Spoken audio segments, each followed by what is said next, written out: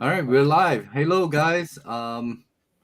It's been over 2 months, a little over 2 months, I think, isn't it, that we got together, and just want to, my wife is out of town. I have time, and here we are once again, and say hello, everyone. Hi, What's everyone. going on? How y'all doing? I sold all my comics, everything. I Well, bought a good bunch for of you, lad. everything. I sold all of it. That's why I don't have any videos. And Ah, now I run a pinball shop. Oh, I gosh. bought a bunch of pinball machine. I run it out of my garage. Did you buy a pinball machine? Oh no. I was talking to Not yet. Hazeldan about it. That's why I mentioned that. Yeah. I know you said something about it before, but I didn't know if you actually bought one or not. so what? Anything happened during the 2 months in your guys' personal or in within your collection that you guys want to kind of like highlight or talk about? We've. Collection. Oh, go ahead. No, go ahead. No, No. you go ahead, Alex. What? I was Well, just Alex, saying you that. sold all your collections. Okay, you can show us your pinball machine later. No, but I feel like I sold a lot because my collection has changed a lot. It's really I condensed it down to about 35 or 40 books from about 120. So a lot of it has been condensed to larger keys that I actually wanted. So it's kind of been like a bittersweet process, and I talked to Hazeldan a little bit about that because I had to let go of a lot of books that I really liked. And I think a lot of people are starting to kind of do that now. They're letting go of certain books so that they could pick up larger keys. Because a lot of the books right now, I know we're going to talk about it at some point, but I'll just throw it in real quick. A lot of stuff is cheap right now, like a lot of Bronze and Silver Age books. And a second ago, you just mentioned Hazeldan was talking about the Golden Age maybe taking a turn as well. So I kind of my collection has transformed dramatically. There's been a dramatic transformation. So at some point I'll probably post a video showing all that stuff. Do you like the direction your collection's going, or? I mean, I know it's Yeah, it's good. It's good, but there are books I've sold that I thought I would never sell. But there are also books I'm bringing into my collection. I'm in the middle of bringing in some books, so I have to make some moves here and there to kind of pay for some stuff. But they're books that I'm not going to say I never thought I would get them, but it's a good time to pick these things up because the market's soft, so it's good. So it's kind of a good thing and it's a strange feeling. You're getting something unique that you never thought you'd really have, but you're also losing stuff that you never wanted to sell. So it's interesting. What about you guys? Anything on your end, Yvonne, and with you and Joe? we're kind of in the same situation. Like some of the books that we want to get just kind of requires sacrifice, giving up some other stuff. So we're kind of going through some of the same things, but and it is kind of like a weird time to sell, but also like sometimes you got to sell to. It hurt, doesn't it? I mean, all of the books, regardless if it's $1 book or not, I mean, it somewhat has some kind of attachment, and I just have really, really hard time to let go unless I have like double or triple copies of the Mm-hmm. single one that I have. Trust me, I have thought about it many, many times if I should just sell it and low cut everyone on eBay, and even though I make my loss, at least trying to downsize my collection, but I can't. By the time I have like 50 books for me to list and I go through it again, I'm like, why am I selling this? And but there's also some books that I want to get, but at the same time I keep telling myself, do I really want that book, or is it just a FOMO that's kicking in again that want me to get it? So it's just more of I guess self battling myself, kind Two of. two questions, Dave. Two questions. Is the book that you're looking at to potentially buy, is it something you've been looking at for like quite some time? Yeah. And then the second question is that, and if that's true, let's say it is, have you physically taken out the books that you would need to sell in order to get it and have them kind of like next to each other and say, would I trade these to get this? That's kind of what I've been doing, like physically taking books out and looking at it, and then looking at the book I'm interested in maybe getting, and kind of going like, would I make that trade? Like if someone looked at you and said, I'll give you this book for those books, straight trade, would you do that? Oh yeah, definitely.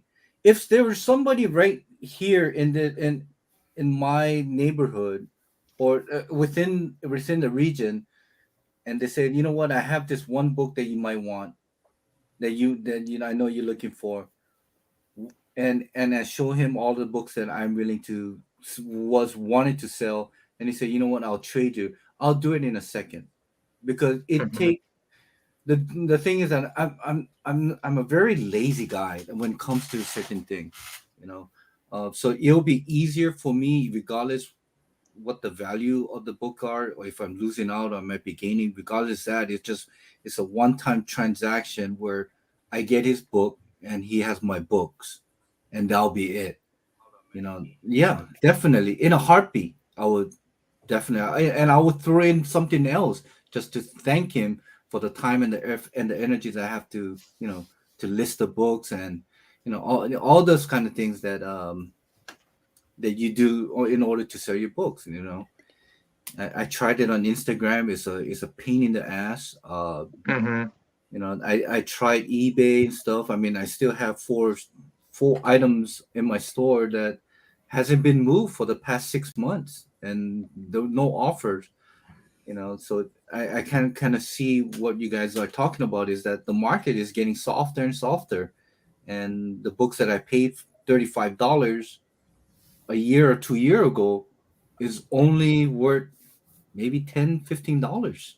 you know and if you take that fee off and so, I end up probably making $10 off that one book that I paid $30 a years ago. Right.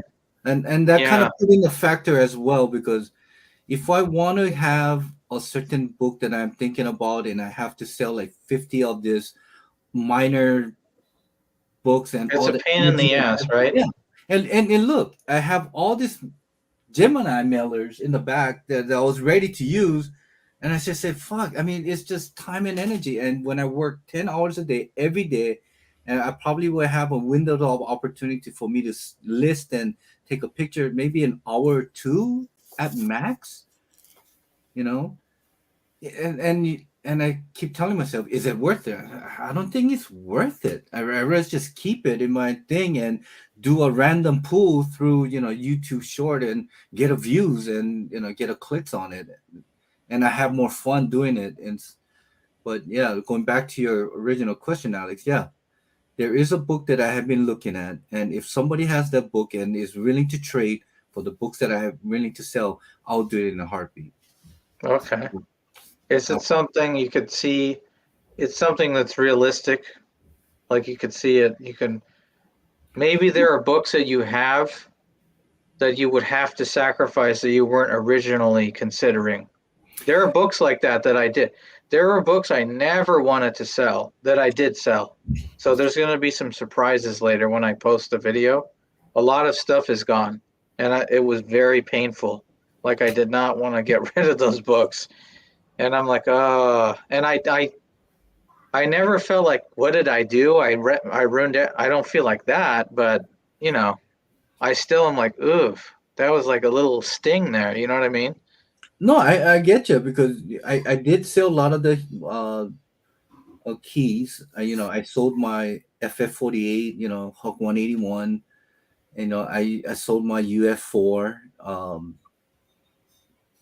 And I did sell some lot of books that was I thought I would never sell, but when you need a fast money, and that will sell regardless what the price are, I did. And But when it comes to like minor, like I said, $5 books, I got like hundreds of them in the back.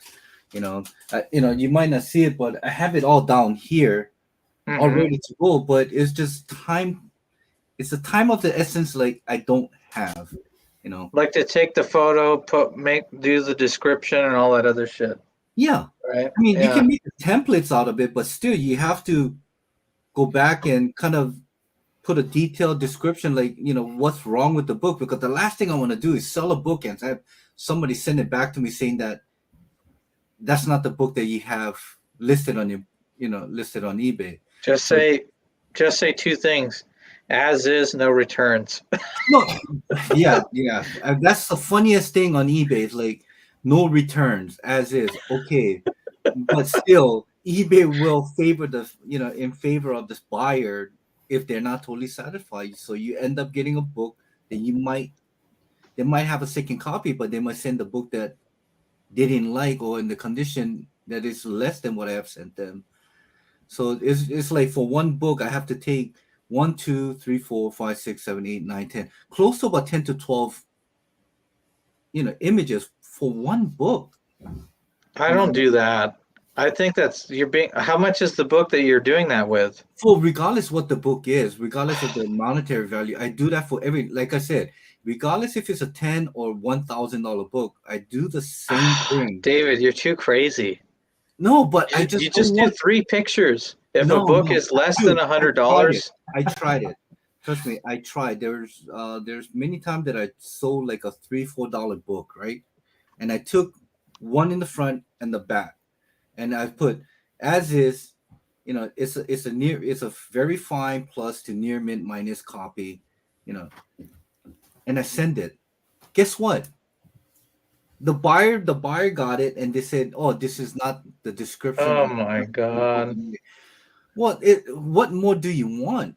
It's like I use high definition thing. You can zoom in, zoom out, and you can kind of see all the flaws, and whatever flaws there was that is visible, I make a close shot of it, which that book didn't have, and it came back. And guess what?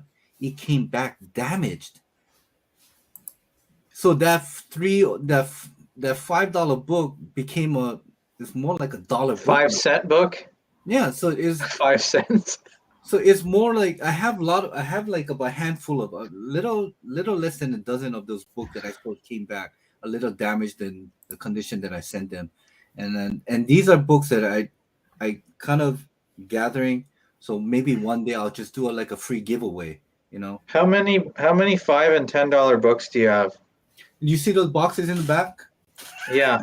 How many is that though, approximately? Let's say 3/4 of those raw books are 3 to maybe $20 to $5 books.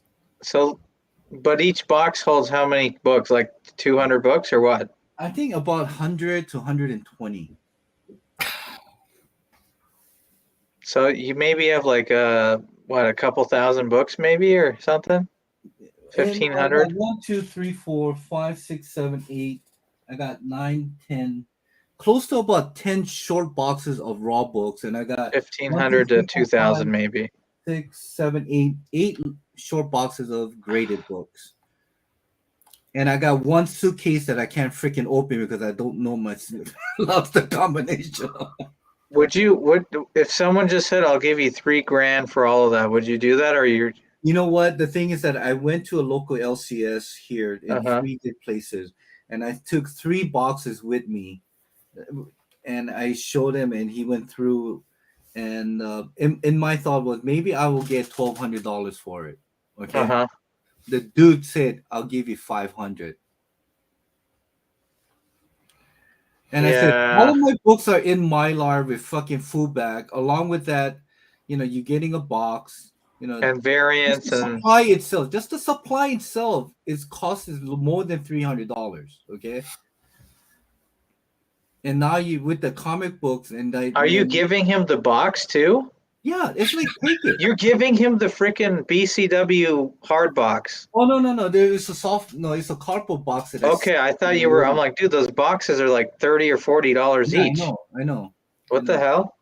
And yeah, he offered me $500 for 3 raw books, and I looked at him. I gave him that like that dead stare, like, "Are you fucking serious?" You know, Yeah, it's hard. it's a more of a spit in my face that how could you, give me maybe 800, maybe I would have said okay. I would probably say okay, because those books I can do without. But still, 500 for three short boxes, all in Mylar, now. I think I have 8. How many? You said you had like what, 10 or 11 boxes like that? Well, close to about 12 short boxes. I think I have like 7 or 8, like you're talking about. And I want to just get rid of, I want to keep the Punisher runs, the Punisher and Ice Cream Man stuff, and get rid of everything else. It's just a lot of, I just want to, I don't know. and I know those guys give you what, like 5 to 10 cents a book or something? They I do think, some weird shit like that, right? well, average about, let's say about 100. Let's just make the math. I mean, calculation easy. Let's say that I had $100 per short boxes, right? There's 300 comic books. He offered 500, so that's Mhm. average about dollar and what, dollar 30 something cents, dollar 50. I don't, I don't have the calculation with me, but I'm thinking dollar, probably dollar 50. No, not even dollar 50. Maybe 165, $1.65 per book, and this is not including the supplies that I use for those books, which is fullback.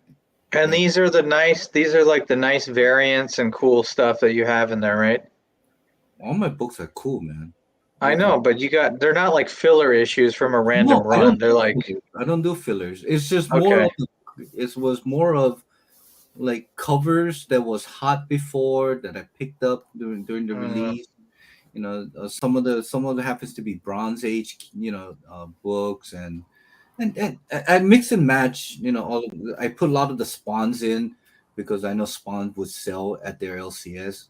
I gave it a lot of thought before I took it there, and it just said 500. I'm like, no, I can't do 500. Maybe what? if I sell half of the three boxes, I could probably make $400. But it just, like I said, I just don't have the time and the patience be taking pictures, listing, and getting cardboards, packing, printing, and things like that. It's just, it's I'm curious to know what Ron's been up to with your collection, Ron. Nothing. It's Not, just sitting there. you haven't Just bought collecting anything? dust. I'm not gonna sell anything, and I'm probably not gonna buy anything. It's just. Well, for one thing, it's not a good market to be selling in right now. Everyone's kind of hurting. Yeah. And there's nothing that I want. I mean, there's a nice convention coming up. Let's see, is it in December or November? I can't remember. It's in San Francisco. I'd love to go because there's a lot of signatures I'd love to get, but I've just got no. I'm not going to go if there's nothing I'm chasing. But none of the crashed prices, like there are books that are down to their original like old price of 2016. Is there anything that's tempting you that you've seen that now you're saying, oh, now it's crashed back down? Maybe I will take a look at that or something. Nothing? Okay. Nothing. and these are the stupid things that I've been spending my money on. Baseball, Uh-oh. and But there's that need that you want to go fulfill, that hoarder mentality. I got to collect something else or spend my money on something else. So I've done that. Yeah, Hazeldan knows that. well, the thing is about this sports car is that I've been following this couple of prospects, and I feel good that that he's finally on this year's product, and I wanted to get him, and I opened one box, and this is a player that I'm chasing for right now. of course, has to be Mariners, but still, 19-year-old, hopefully, switch hitter. Hopefully, within the next 3, 4, maybe 3 years, he'll come up to majors and dominate how Julio Rodriguez has done. But you're right. I think I do have that hoarder mentality that I have to collect something, and money is not something that I don't know. I should collect money, but just somehow Mhm. money slips through my fingers, and I'm spending on things. And so I haven't been buying comic books. Or actually, I lied. I did buy some few comic books, but lately, what I've been doing is spending my money on supplies just to make my books or things look better. You know, so that's where all my money are going on supplies like my lights, clear back, you know, top loaders. Those are not cheap anymore. No. You know, No. so yeah, but Expensive hobby. what, yeah, whatever it is. I mean, I gotta stop one way or another. But if you know anybody who wants to buy a collection, I know. let me know. I know. There's like stuff I want to clear out too. Like you're saying, Yeah. there's large chunks of I just want to like get rid of some stuff. Yeah.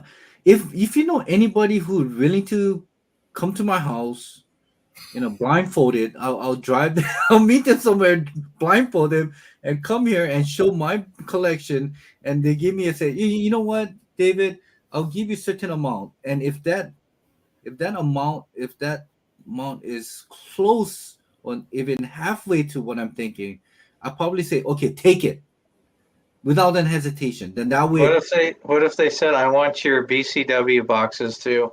yeah, I said take it all. I'll just say, you know what, take it all. Take all this Gemini and take everything. Take everything, and that way I will have a clean slate. So for me to start and knowing how I started this, I don't think I'll ever go back. I'll miss it, but I don't think I'll ever go back buying another comic book. If everything what you see in the behind, if somebody said I'll take it off for certain amount. I'll even throw in that blind suitcase, that 10 books. I've completely forgot what books were in there. And I went back and say, oh, these are not bad books, but I just can't open it.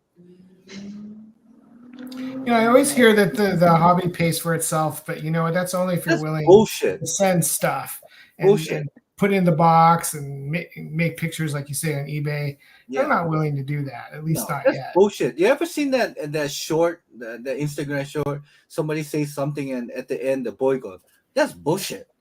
That's bullshit." Oh, the little meme thing. Yeah. Yeah, there's a little kid. That's bullshit. Yes, you want to say hobby, but we're not the influencers that we can sell $10 book for $50.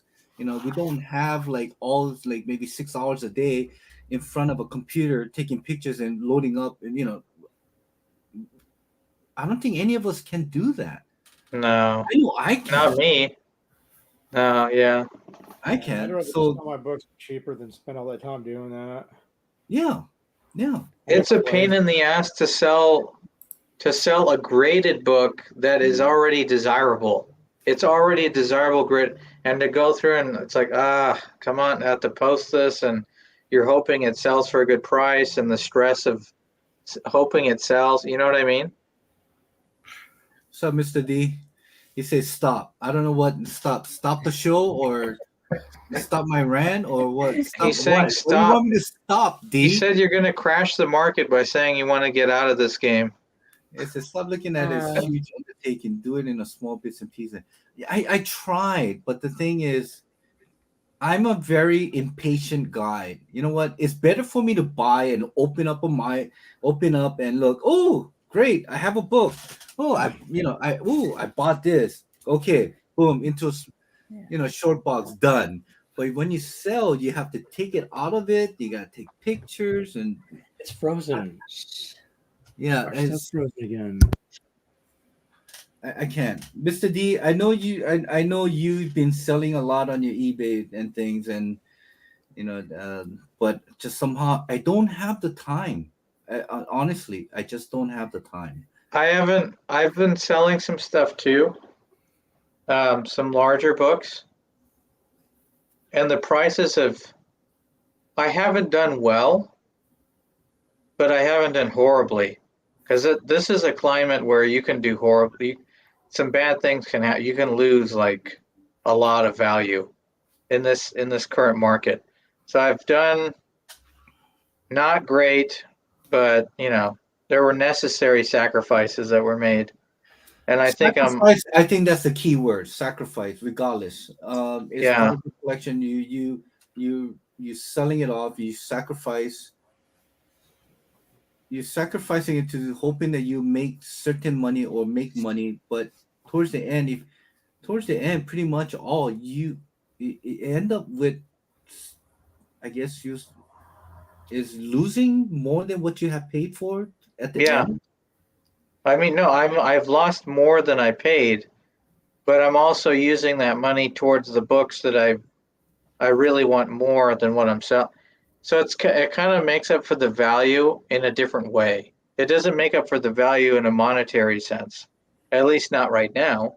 No. But it makes me feel good having those books that I really want and want to have in my collection forever. But here's the funny thing that I'm glad you mentioned that what you really want. Yeah. Guess what? All these books that you see behind me in those books, those are the books I really wanted. But Uh-huh. now I still I don't mind having it, but at the same time, I don't mind not having it. But Is it? I'm talking to a certain gravity book though. Like if if you got, let's just say hypothetically, right, David?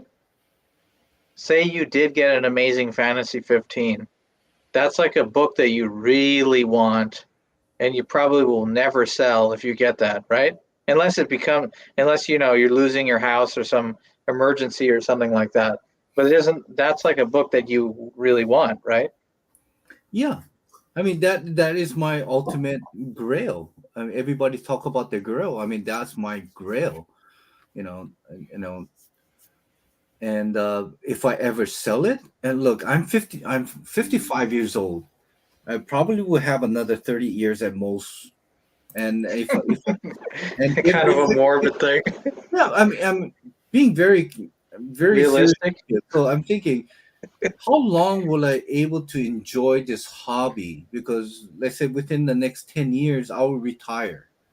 My Hmm. retirement, and I don't want to be keep doing this after I'm retired. Honestly, I want to travel. I want to do things that I haven't done due to constant working and trying to make something for myself. This is my sanctuary here. Maybe a half an hour to 45 minutes a day that I come to work. I come here, I do my little videos, and boom, that was it. That's just my sanctuary. But I don't want to be doing this after I'm retired, honestly. So maybe I might have another 8 or 10 years left. And if I do get my AF-15, I'm thinking like, would that make any difference for me if I do get it 10 years from now? Am I going to be taking that AF-15 with me everywhere I go when I travel? Maybe that's something I should do, with my wife. And every time there's me and my wife taking pictures and selfie, and there's an AF-15 with me, I don't know. So there's a lot of things. You know what? The funny thing is that once you reach certain age, I never thought that I would never think this way, but it dawned on me like, shit, I'm 55. You Your know, perceptions change, right? yeah, exactly. My perception changes, and my thought has changed. Like, God, am I gonna be keep doing this for the next 10 years? And more and so, I want to get the AF-15, but at the same time, I have all this crap that, I mean, not crap. I'm sorry, guys. I have all these beautiful books here that I don't mind letting it go, but I don't know. It's just like I said. I might sound like a very hypocritical. Like I want to sell, but I don't want to sell. You know. But if somebody's willing to buy my collection all at one time, if somebody said, you know, I'll give you 20 grand for all your collection, your pops, whatever, sports car, what, I'll say, take it. And with that 20,000, probably I'll just buy that AF-15, probably, 1.5 or 2.0, and that'll be it. And every time I do a random pull, it'll be all AF-15 because that's all I got, What's in the box? AF-15. Yeah, I know. But yeah. No, but you know what I was. Oh, Mr. D, when you retire, you're gonna be working at CG2. Well, when you retire, you let me know once you get into the graders, so I can make a little note saying, please send this to Mr. D. You'll slip a $5 bill in there. 9.9, regardless if it's a 7.0.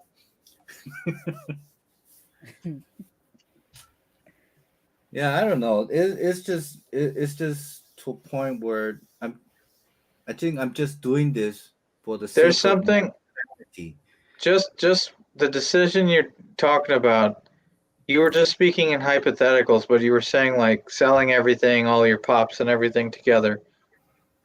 There was something that I looked at when I was looking at economics. I was studying economics. And one of the things they talk about saving money and being, frugal with certain things and being responsible with money. But then they were also talking about when you do spend money, it's something that's the cost of the item is going to justify the joy that it brings you. And I'm not talking about comic books. I'm talking about everything. It could be a vacation with your wife or whatever it happens to be.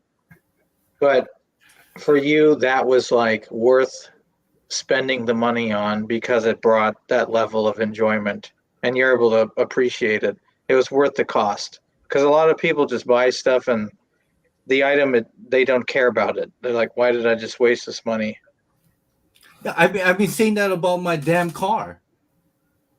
I bought, I had a 2004 Toyota Camry. It was fucking nice, but the brake gave out on me. So my wife wants a new car, so we bought a new car. And I keep thinking to myself, like, God, that could have been a nice 4.0 AF-15, Thank you. And now I have a 6 years. I'm gonna start bitching again, okay? And this is part of the conversation group chat that we had on our Instagram. But is the car giving you like enjoyment? Enjoyment? Look, dude, I'm not having sex with the damn thing. It's like getting me to point A to point B, and I'm spending and it's like $550 to $600 a month for the next freaking 5.5, 6 years. Yeah. And okay, so you didn't buy it. You didn't do like a collectibles. The value of this car will not go up. You didn't buy it. You didn't buy it cash. You didn't buy it cash. No, like I said. Okay. I put how much? We put $22,000 down. That's a big chunk. That's big. That could have been an AF-15, all right? Easily, easily you could have. And did a 6 year because the 6 years. But here's the thing: it was just for me. If I wasn't married and all, I wouldn't care. I would have never bought that car. But it's my wife. Like they said, happy wife, happy life. Yeah. Yeah, happy wife, miserable me. No, don't look at it that way. No, I'm just being. I'm just. No, I know what you're talking about. You're trying. But yeah, but it's back to kind of what I know you might be like, oh, I'm talking out of my ass, but about the economics thing. I'm just saying if there's a decision that's made and it's, given tranquility to the household and it's like, you know what I'm saying? Okay. Was that the right decision? You know what I mean? For to make my wife happy, yes, it was the right decision at the right time. Yeah. Yeah.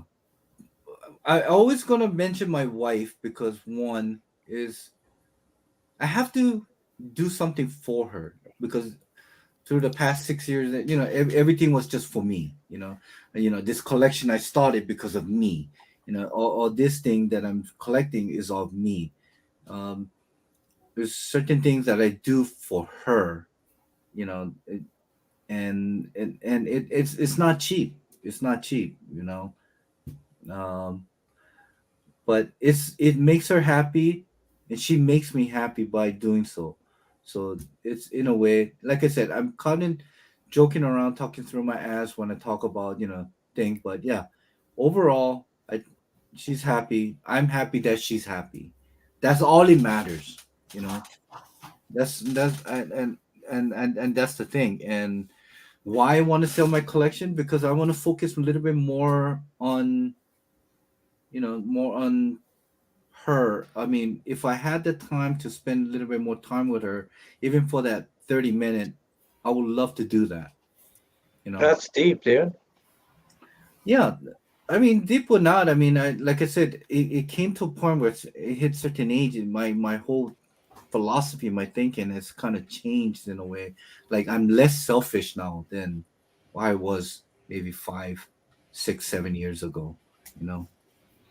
So Ron keeps kicking out Hazeldan. Yeah, they froze up and then they disappeared. They've been having yeah, I think their problems. connection. I think their connection, because I think they use a laptop. I think. Oh, wow. Yeah, like I said before, you don't really need to spend money to enjoy the hobby. Like I just watched what is that? The second Black Panther movie. It was way better than I thought it would be. I had no expectation. It was pretty good. It's not Then I bad. saw the third Guardians of the Galaxy, and that was pretty damn good too. But the one I didn't like was the Ant-Man, the third Ant-Man. That was not so good. The writing was off. It was And rushed. you can always go to a library and read books for free. But I see all these books. I never want to do that. Rather read something else. Yeah. Oh, which reminds me, Alex, I started reading The Idiot. I'm on chapter 4 right now. Okay, So I just started. nice. What do you think of it so far? I won't get too far into it, but yeah, I don't want to You know, derail the it's a conversation. but different type of reading. It reads different than other books that I've read. It's more conversational, right? There's all this Uh-huh. dialogue, and it's hard to keep track of it. Sometimes I got to reread it because I Yeah. get lost sometimes, right? So, yeah, I'm headed more towards reading classics than comic books. You know what? I picked up just to kind of come back, but we're still talking about reading. I picked up what was it called? Batman Arkham Riddler. I think something like that. I forgot the title, but I should know the title already, but Arkham Riddler. It's like a trade paperback, and it collects all the issues that have the Riddler in the story. All right, we're having internet problems. So it's been pretty cool, and I like all the little puzzles and Sure. intellectual aspects of those Batman issues and Detective Comics issues. It's really fun, and they have those trade paperbacks. I think they're called Batman Arkham series. They have them for all the Rogues Gallery villains. So they have it for Penguin, Joker. That just collects those issues that have that character. Yeah, I'm at the age now where I would prefer reading a good comic book story rather than just looking at the cover and the art. Right. And again, you just go to a public library and just look for those books. They're all there. You don't have to buy anything. No, those have to come with me. No. Come to me and have it in my box. No. A funny thing that you guys talk about reading is that I read the Ultimate Spider-Man back in 2000 by Bendis, and when I read it the first time I enjoyed it, but I realized that it's a real damn good, Is that the cover where he has like these metal webs coming out? Like it's a metal web? Metal Web. The Ultimate Spider-Man. I thought it was that. Maybe Yeah, I'm wrong. it was the very first Ultimate title that came out when Bendis kind of rebooted, did the whole Ultimate Universe, you know. And it was slow. The first 5 issue was very slow. Is building up a character, like that's what he normally does when he does his writing. Build the characters and slow and normal. And I read it and I'm like, God, this is a damn good read. I mean, it was really well done, and the art was good. Of course by Bagley, and yeah, I enjoyed it reading again. I do have a trade in the back there, so I was reading that again, and I read the Hush story, the whole story again, which was really well done. I'm kind of disappointed towards the end that he was a fucking Riddler that was doing this whole thing, but it's a good read. I mean, and I don't read too much comic books on the modern that comes out, but a lot of our people are bitching about how bad the stories are now. So so You're cautious now. not cautious. Like going back again is I read a collective comic book floppies and read the whole trade when it comes out. You know, that's what I did with the Something Is Killing the Children. I didn't know anything about the book until I picked up the volume 1 and 2 on the paper trade back. It's a damn good read. It's a good story. Jessica Slaughter, and gosh, she's sexy. It's a good read, and went back to Secret Wars again. It was a good read. I mean, what volume was that? Oh, one thing I have really damn hard time is I try reading the Final Crisis, by I think it was by Morrison. I don't understand it. It's like the DC character, the history goes so back, and what he did was he brought it all back in and made that storyline. It was like, why is he doing this? And I have to go back and like by the time I hit chapter 2, I said, fuck it, I'm done because I can't keep going back and forth. Why he's doing this? How he got this so and so and so? Why he's doing this? It's It like, was a sales tactic to get you to buy the back issues and figure it. yeah, and that's what I've been doing, trying to read like who is this guy? Who's this character? Then I go on Google and check out and who this character is, why, and by the time I'm trying to finish, I'm like, fuck, this is too much work. But the story, I actually have that series. I need to go read it though because there's so many comic books that I have that I've never gotten around to reading. So find I'm it. gonna read that one. You Now that you want mention it? I have it. Maybe what you can do is read it. I mean, read it and explain it to me. This is the Yeah, one. Final I'll go Crisis. read it. Oh, that's my homework. The overall the story is pretty good. I mean, it's good. I mean, fuck Morrison. He do some deep shit on this book, but the thing is, for you to understand exactly why certain characters in this book are doing this, you have to know the DC history of the characters. And that certain characters like goes all the way back to like early Silver Age, and yeah. So I'm gonna try it again, but I'll go read it before next time we meet. It's not a bad story, but like I said, for you to understand why the certain characters are doing certain thing, you need to understand that character. Then you need to do a reference going back to their origin, and that's the homework itself. I just ordered. I know this is kind of random, but we're on the topic of reading different types of books and stuff. But this is maybe if Ron's interested. I just picked up. I don't physically have the copy. It's in the mail. I'm waiting for it to get here so I could start reading it.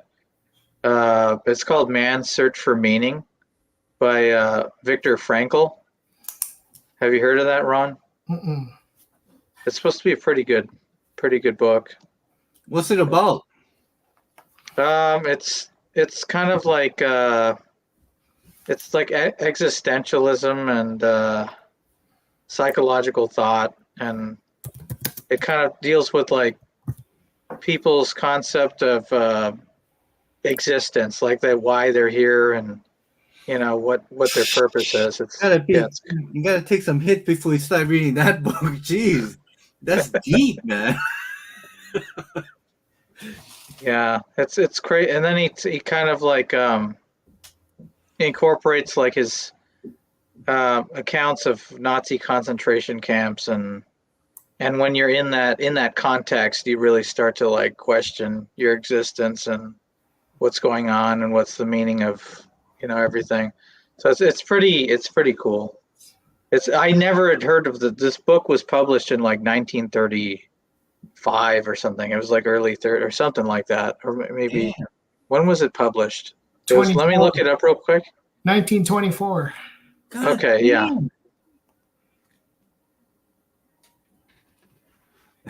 Yeah, so Mr. D, there's something more deep than my brains is capable of this day. Give me 30 minutes, then I'll get that cash out. Or is it 1945? I see two different I'm dates. not. I forgot the date, but it seems like a really cool read. And the guy who wrote the book, he was an MD and PhD from He's a the psychiatrist. University of. Yeah. Oh, dude, he's a doctor. It just seemed really insane. It seems like one of those books I'm really curious about, and it's kind of related to the stuff that I'm studying right now. So. Yeah, right now I'm trying to get through this book right here, Venomverse.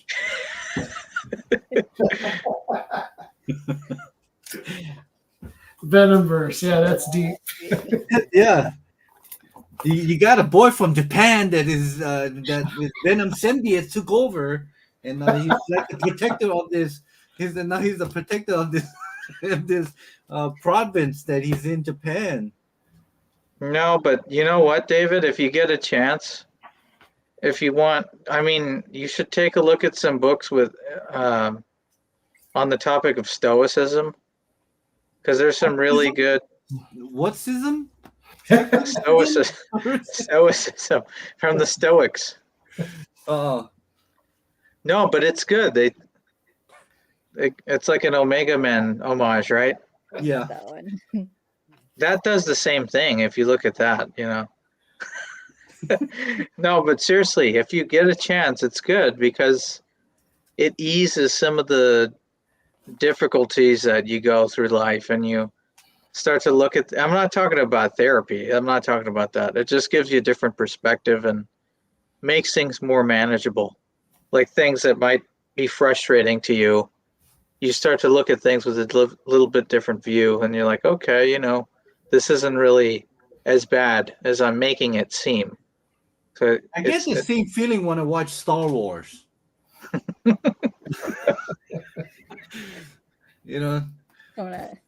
But believe it or not, it's the books that I read. Yeah, it tends to kind of get an idea of, who I am, what I should do at certain thing. But I'm a very emotional guy, and honestly, if something pisses me off, I'll let them know that I'm pissed. And that's why even for my wife, she always say, hold your tongue. Why are you so like, because I'm mad at the world, but let me ask you something. I know we're talking about like people's personal philosophies and stuff, but do you believe that there exists knowledge that if you were aware of, it could influence the way, in a positive way, it could influence the way you look at things? Like something could be revealed to you that you're like, you know what? That kind of makes me, maybe I should take it easy, and it's not so bad. You know what I mean? I feel like there's knowledge out there that, just people haven't been exposed to yet. He's going to make you a Zen Buddhist. Yeah. I have a bunch of rituals that, Yeah, well, I think that's why reading is key to all knowledge, regardless what it is and how you perceive what you read or what you get out of it. but how you if I guess it's to a point where you can have all this knowledge that you want, but how do you use them? When to use them? I think that is the key to anything. Ron, I know you read a lot of the comic books and stuff, and you read a lot of the latest literatures, and I guess I'm assuming that you do use it in your daily life, right?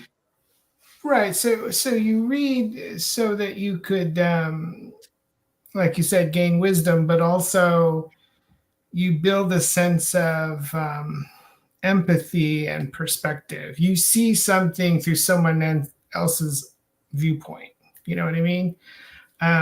So when you see all these libraries across the nation banning books, you got to think that's so stupid because reading books is a way for the author to communicate to you.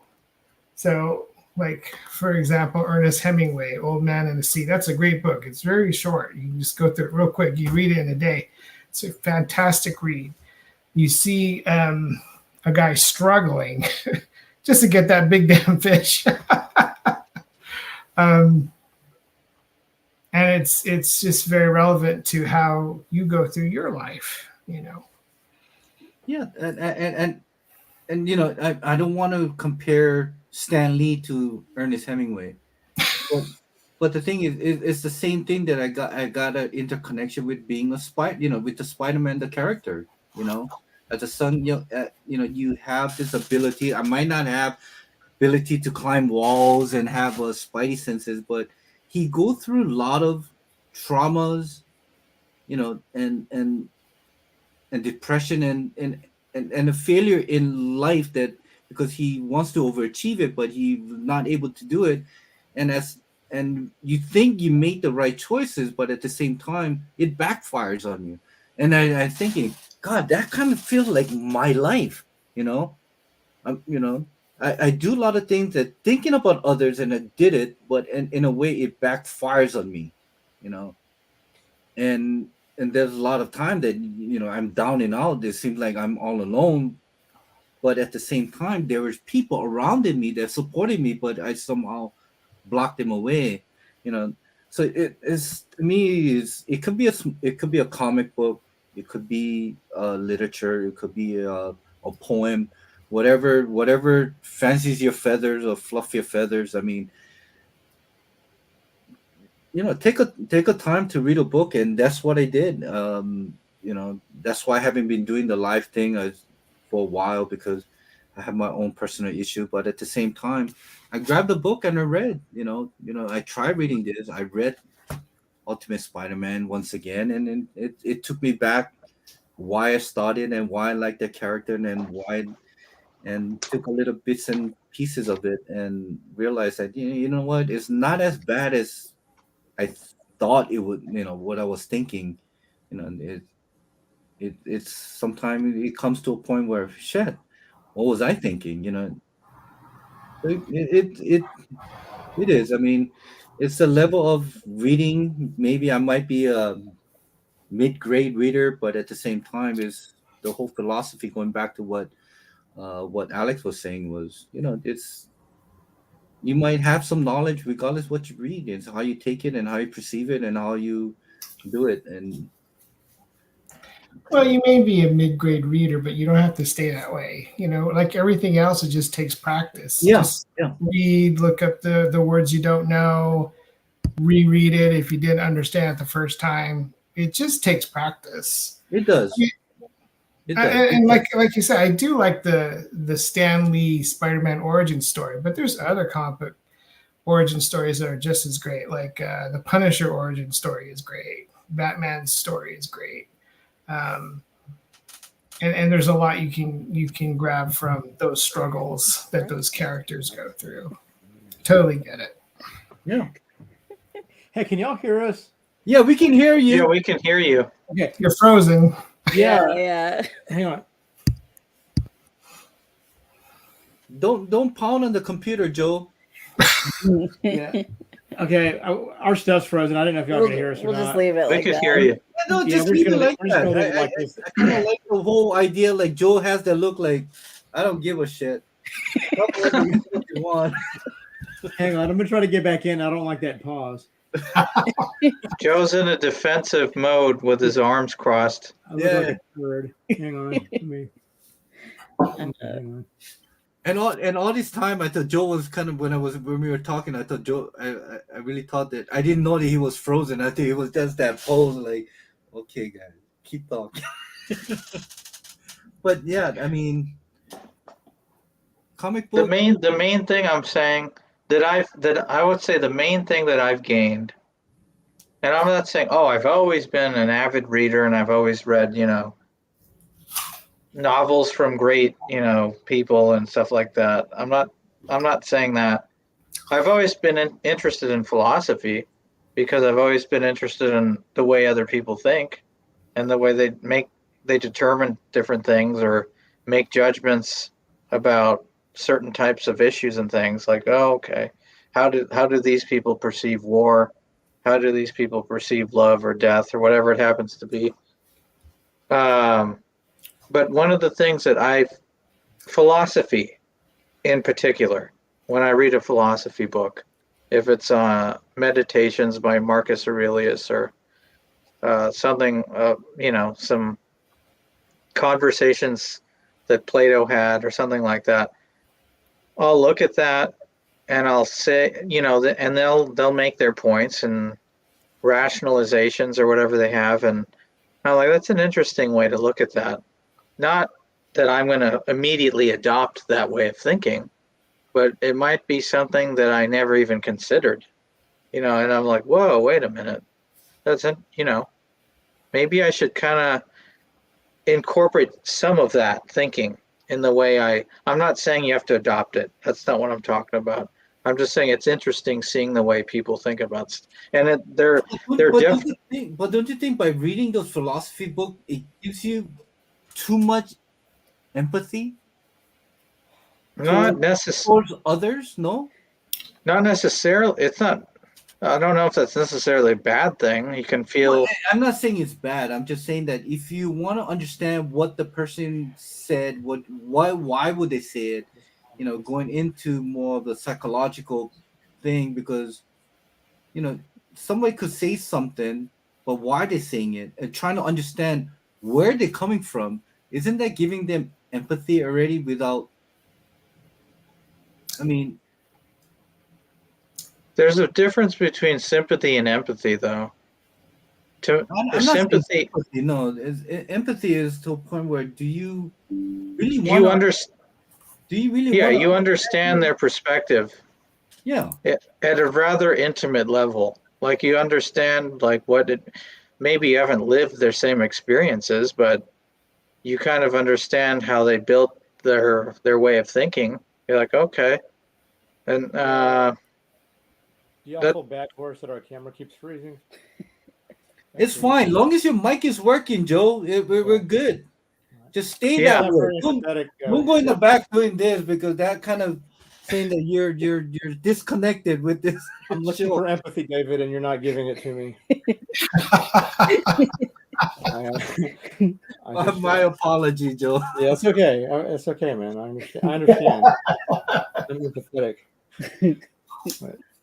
But yeah, I mean, it's like,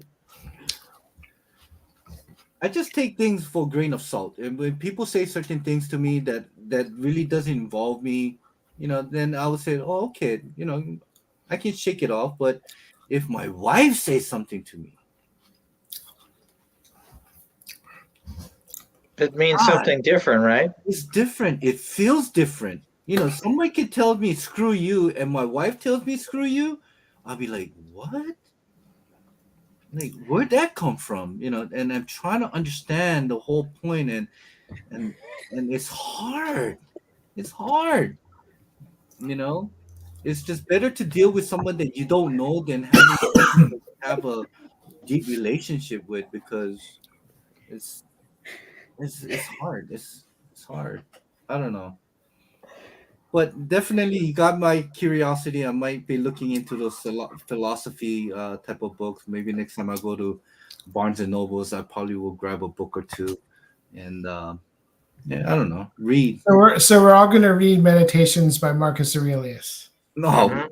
isn't he the character? Isn't he? Wait, Marcus Aurelius? Isn't he Mhm. just like a ruler of what? Rome, Rome, yeah, one of the right? Rome. Mhm. He Yeah. wrote a book. There are collections of conversations and So it wasn't really him. So this could be actually edited by the whoever wrote it was well, doing. there's definitely different translations. Uh, He was a Roman emperor. Yeah. yeah. And there are things that different knowledgeable things that different concepts that they had developed at the time, different philosophies or the ways they looked at life, and then they would be famous for that because whatever those conversations were that they were having with someone would get recorded. They would get recorded or written down somewhere, or someone would listen to it and actually record what they were saying. Wait, hold on. Let me solo you out. Hold on. Meditation. Okay. All right. Got it. You don't have to spend money. Just go to the library and check it out. No. Yeah, I might. Actually, I think I owe the public library for something I have borrowed during my. I think it was my grade school. It's called How to Eat Fried Worm. Okay, and that was back in, like I said, during the grade school, and I don't think I ever returned that book, and I think they still have a record of for me not returning that book. So I don't think They're going to send you a bill for $3 million of I late think fees. it will be somewhere in the thousands right now. It's going to be in the millions. So, but definitely, I think I'm gonna go check out at the Barnes and Nobles. I might actually buy that book and read it, and but going back, hey Ron, I'm gonna send you this book so you can read this. All right, I tried it. Final Crisis. Yeah. Yeah, I've got copies, so I'll go read it. Yeah. Oh, you got copies of this? Oh yeah. Oh, you got the floppies or you got the trade? I do. Okay, you sure? Yeah. Okay. It's a decent read if you understand it.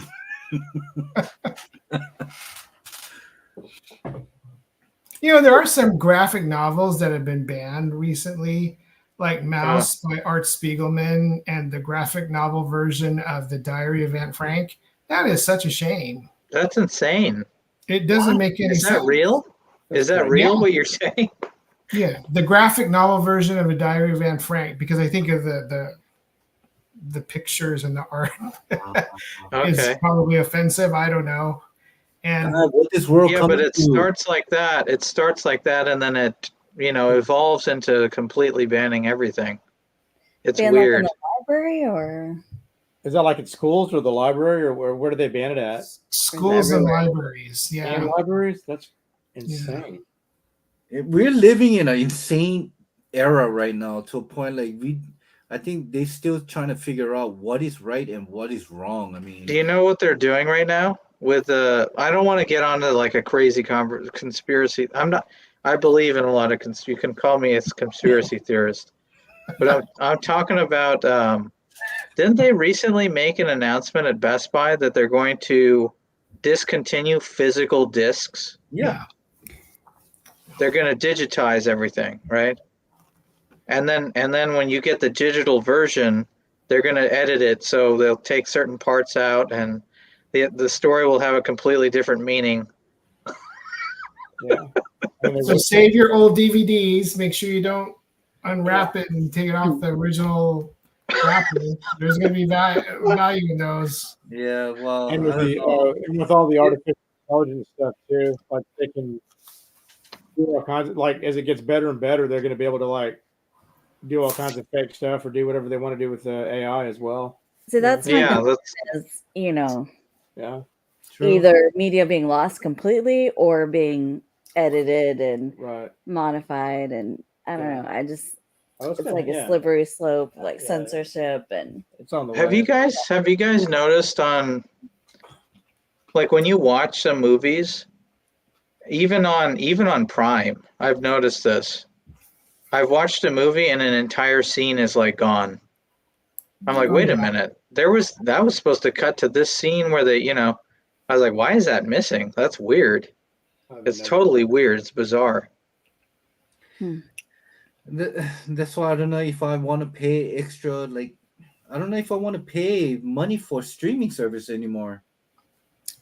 You know, I rather just going back to old time again. Just fucking grab a book and read, and make your own story in your head, using your imagination. You know, because I posted this about Disney raising their subscription, their yearly subscription from I think it was from like 90 when it first came out. It was 100. It was like 800 something dollars for a 3-year plan, but I didn't get that. But I remember paying $85 for 1-year plan, and it went up to 90, 95. Now they're asking $135 for 12 months. So I broke it down, so it's less. It's about close to $12 a month, and you don't have. And there's also cheaper version of it, which is with ads, with Yeah, advertisement. but then they do, don't they? Yeah, but then sometimes they trick you because then they get you at the cheap. I'm not saying that's cheap, but I'm saying they get you at an entry fee, and then if you want to watch other movies, you have to pay for an additional. It's like, oh, you want to watch this extra stuff? That's another $3. It's like, wait Yeah. a minute, I'm paying $30.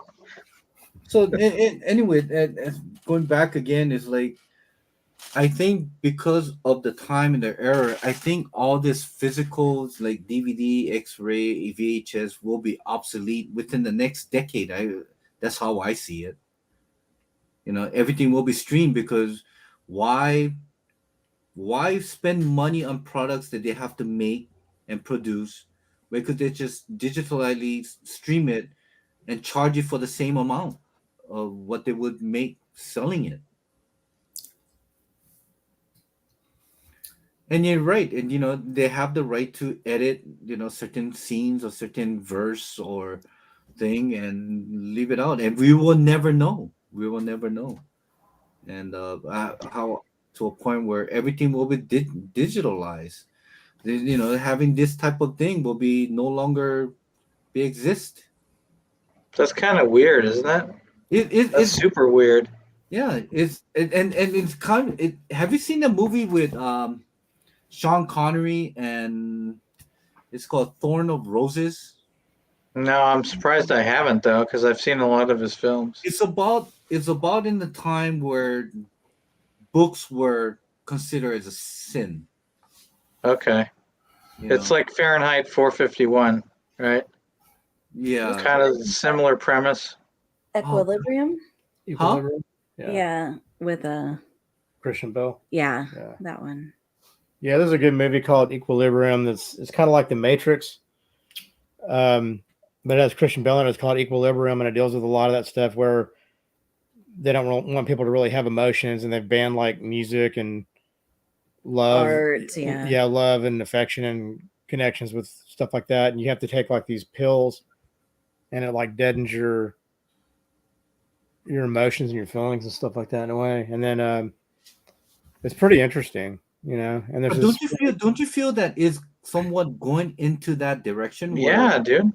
like, we are being like gaslighted by, I don't know, by government or whatever? I mean, I don't. I You can feel say like, it. It's the deep state. yeah. What shit? I wish I was smoking some joints. So I can really get into it, but the thing is, I mean, this type of intangible thing will be no longer be available, and I feel sorry for the next generation. It's gonna be weird, dude. Also, the thing is that I talked to my daughters. I remember them going to school, and I said, "What kind of textbook you get?" And goes, "What are you talking about, Dad? Like, you guys don't carry books?" Like, no. Everything was all on freaking notebook. Yeah, I don't like that. Depends on what school you go to. I still see some kids with those huge backpacks filled with books. Depends on what school you're going to. No, I just don't like that because you can edit information and you can manipulate things and stuff, and Yeah. That's what I'm saying. It's That's just what really- happens when you don't have something And- tangible. yeah, that's really It can not be good. Exactly. rewritten. It can be modified. Edited, Like, deleted, and changed. Yeah. Yeah, Keep and at the store that my brother's doing, we do have some teachers that comes and buy wines. I mean, fucking, they drink. These teachers, they know how to drink. I and I talked to them like, how's the things? And they said now they don't have chalkboard. It's all computer boards now. That's Okay. weird, dude. That's kind of Yeah, That's- and they said that every student have to sign the parents have to sign for the notebooks that was given to them. And user agreement. user agreement, abuse agreement. I don't know what it is, but each student has to have a laptop that is assigned to them, and the Dude, parents have to sign, and the parents have to sign off of it. So they monitor what they're thinking. It seems that way, don't you think? I mean, they don't have textbooks no That's more. weird. Well, I mean, if I had a choice between learning with notebook versus book, I'd rather have a notebook because you could read books on your laptop or whatever, just as long as you're not using it, for porn or something like that. Oh no! I think that's why they have to sign saying that this is just for what I'm saying is we know how responsible kids are. textbook. What I think Hazeldan was saying that like they can alter the information because it's like In a digital format, yeah. They ban certain literatures. They ban graphic novels for Not just that, dude. for the new generation. And Something a common theme I'm seeing as well is that they're using, instead of using like classical examples of historical event, they're not using that stuff now. They're not talking about American Revolution and stuff. They're starting to use like modernity to replace shit like that. Like, oh, we're going to talk about transgenderism, and I'm not saying anything, I'm trying to be careful about what I'm talking about, but I'm saying you're completely watching this upset us. So you're completely replacing a subject with something that's almost unrelated. Like it's completely unrelated to the topic. It's just strange. It's very strange. And but I'm seeing that at universities and stuff. Like that's a common theme. Like when the subject is it's supposed to be about history, or it's supposed to be covering and instead of covering classic cases, that this is when slavery was ended, this is when we ratified the Constitution. Instead of covering those topics, we're talking about modern things, and it's just strange. It's strange, dude. Yeah, no, it's going back what Ron said. A lot of the graphic novels and the literatures are being banned is from libraries and schools. And these are all historical masterpieces and certain things that they're being banned. And imagine the era. I mean, the millennium will never get to witness or even to read this because they have no knowledge that this ever existed. Unless It depends on where you live. Yeah, it's a And that's also up to the parents. I think it's the parents' job and responsibility as well to make sure that their kids know about truthful things in history and things like that are important. They need to, they need to be aware of those things. If the schools aren't going to tell your kids the truth about stuff like that, if they're not going to tell them that, I think as parents, I think it's just going to have to kind of fall back on them to make sure their kids are hearing what they need to hear about history and kind of what's going on and stuff like that. If they're not going to get it out of the school, True. I mean, Joe, you got a valid point that the parents are the one who should kind of oversees what the children are doing or saying. Right. But here's this: now in this time where parents are working, right? Both parents are working, to make the meets end. And when I don't have time even to do my own little thing on my hobby, and I trust me, I raise $2 much as I can. It's like it's hard. to Right. really connect with your kids and trying to teach them what is right and what's wrong. And it's pretty much saying, okay, go to school. You're there for what, maybe 6-7 hours a day, and they do, and they come back. And the only thing I remember doing is, did you do your homework? Yes. Are you done? That was pretty much it. Not what did you learn? Yeah, exactly. Because I have so much on. Well, the thing is that I had so much thing on my plates that I didn't even bother to ask what they were learning. All I wanted to know is, did you get your homework done? Did you learn anything? What was your day? And that was Yeah. pretty much it. Yeah. Well, getting So- back to what Joe said, it is important to do parental guidance, whether it's with books or movies. Because the other day, my wife, daughter, and I were watching, is it 22 Jump Street or 21 Jump Street? 21 Jump Street. Going to Hill. Yeah. And when they started praying to Korean Jesus, I said, okay, let's not watch this. This is ridiculous. Yeah.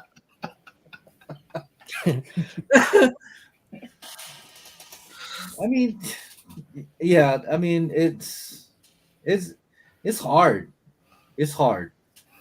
It was hard for me, but at the same time, I think during my time was a little bit easier because Yeah. time were easier. Yeah. Well, and I think I think you could trust the school system and the facilities there to like teach your children, educate your children. I think it was a little bit more honest and integral back when I was growing up as well. Yeah, And, I want to believe that. I want to believe that it was better back then than how it is now. The message now, from what I'm gathering, and I'm looking at different like news sources and stuff, and there's starting to be a common theme among different universities, different high school material that's covered. The message isn't about how this country was established and the freedoms that we enjoy now, and these are the times that we kind of evolved and moved through that were kind of difficult for certain groups of people, and now we have this free. It's more about this place is evil, everyone's racist. It's taken a completely different turn. It's just strange. And that's the way I've been looking at it. It's strange, dude. It's made people hate themselves. I'm minds that are impressionable, and they've been taught to hate themselves for being what does that have to do? It's strange. It's just weird. It's all TikTok's fault. Well, yeah. It's all TikTok's fault. And going back again, since I'm in a liquor business and we sell beers and stuff, Budweiser sponsored this LGBTQ LOYZ person. And I know, I heard about that. And then didn't they take a huge hit for that? Dude, they have lost over $1 billion, right? millions.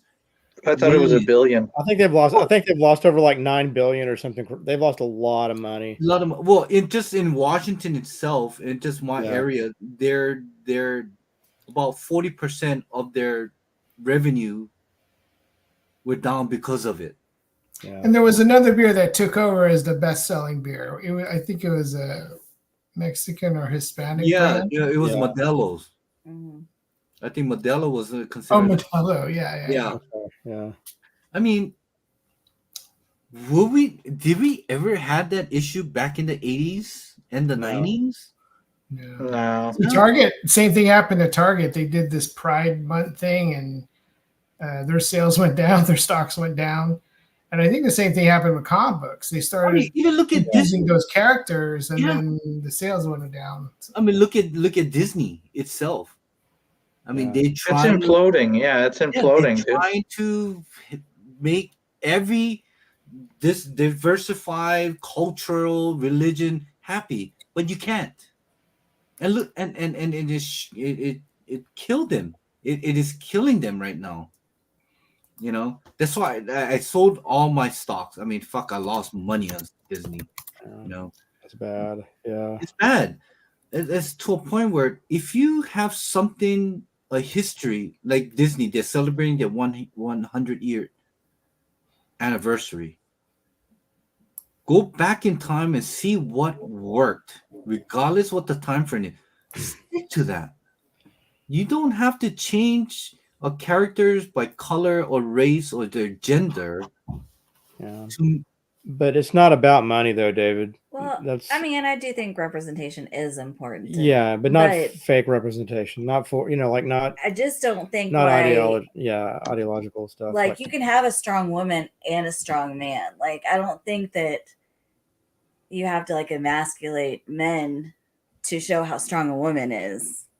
Right. And that's kind of what, instead of like having just a strong woman that's written well, they want to tear down everybody else and everything else to build that person up. And, but it's not really about money and success and all that stuff. It really, I think it's just about, There's it's ideology, there's a concerted effort to make to encourage this like a sociological shift. right. That's what's taking place. They're trying to we need to popularize these concepts and thoughts, and we need people to kind of recognize this as normal.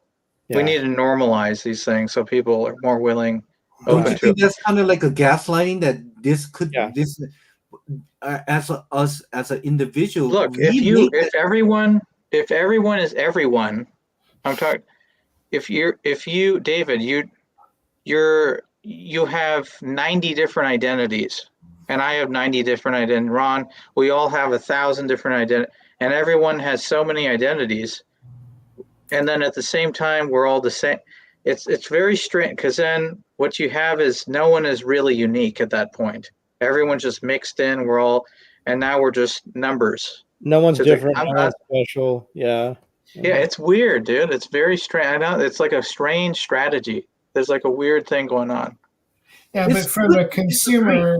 consumer point of view, if I'm reading a book or seeing a movie, that story's just got to be good. So Yeah. if we stick with the LGBTQ thing, I really like that segment where that Pedro Pascal series Last of Us.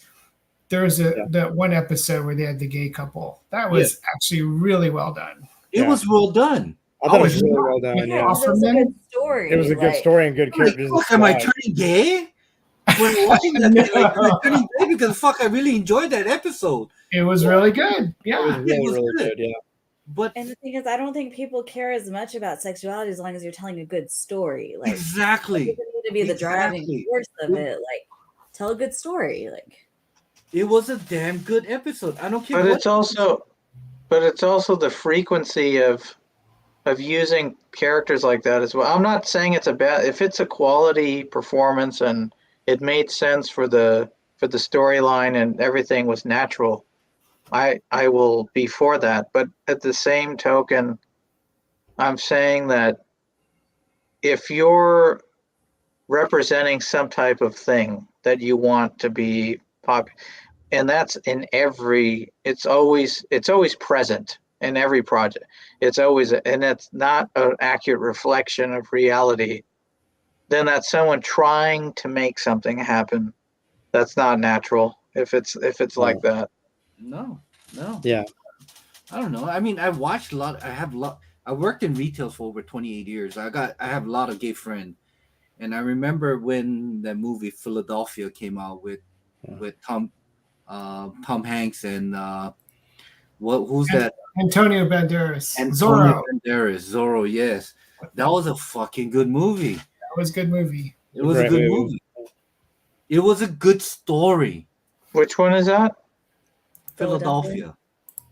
Yeah, where he has, and yeah, that was a good movie. It was a good movie. I could have maybe back then I was a little homophobic, like why am I watching this? But the thing is that it was a great story. Mm-hmm. It was a great story. It was great acting. And we don't have that anymore. Mm-hmm. It's just No, they make everybody unlikable, whether they're straight, gay, or whatever it is. Like they're just making like people you just don't like, and they're all just kind of crappy human beings, and Yeah. What show were we watching that you're like, no one in this is likable? So that is maybe half the movies I've seen in the last couple of years. You have to be a little bit more specific. It was something in particular that you're like, I don't like anyone in this. Like, Oh, what was that? I don't know. Yeah, I remember saying that. I don't remember what movie it was, but yeah, I was like, man, I can't stand anybody in this movie. I don't remember what it was though. Yeah. Was it a theatrical release or was something that was streaming service? Um, it was streaming, right? I think it was streaming. Yeah. Was it a show? I think it was like a horror movie because I said, well, maybe at least you'll like. That's right. Like- yeah. What the heck was it? It's a horror movie. We've been watching like a horror for October. Trying to watch like a different horror movie every night for the month of October, and started watching one. And oh yeah, was it? It was one of those graduation, the college ones, wasn't it? Like the fraternity thing. Yeah. That was in the. It's like one of those 80s. It was 80s. It was like an 80s horror movie, and it was like and it was about like these high school students or whatever it was, and they all look like they're 40, because of the way they cast everybody. But they're supposed to be in high school, but they all look like they're 40. It's one of those, and everybody in that movie is just a class A butthole, And I was like, man, I hope all these people die. Like I don't like this movie, and I don't like these people, and I just can't wait for whoever's the killer is just to kill all these people and get this over with, man. Yeah, and that was back in the 80s. I don't remember. I wish I could remember the name of the movie, but so yeah, I don't like anybody in this.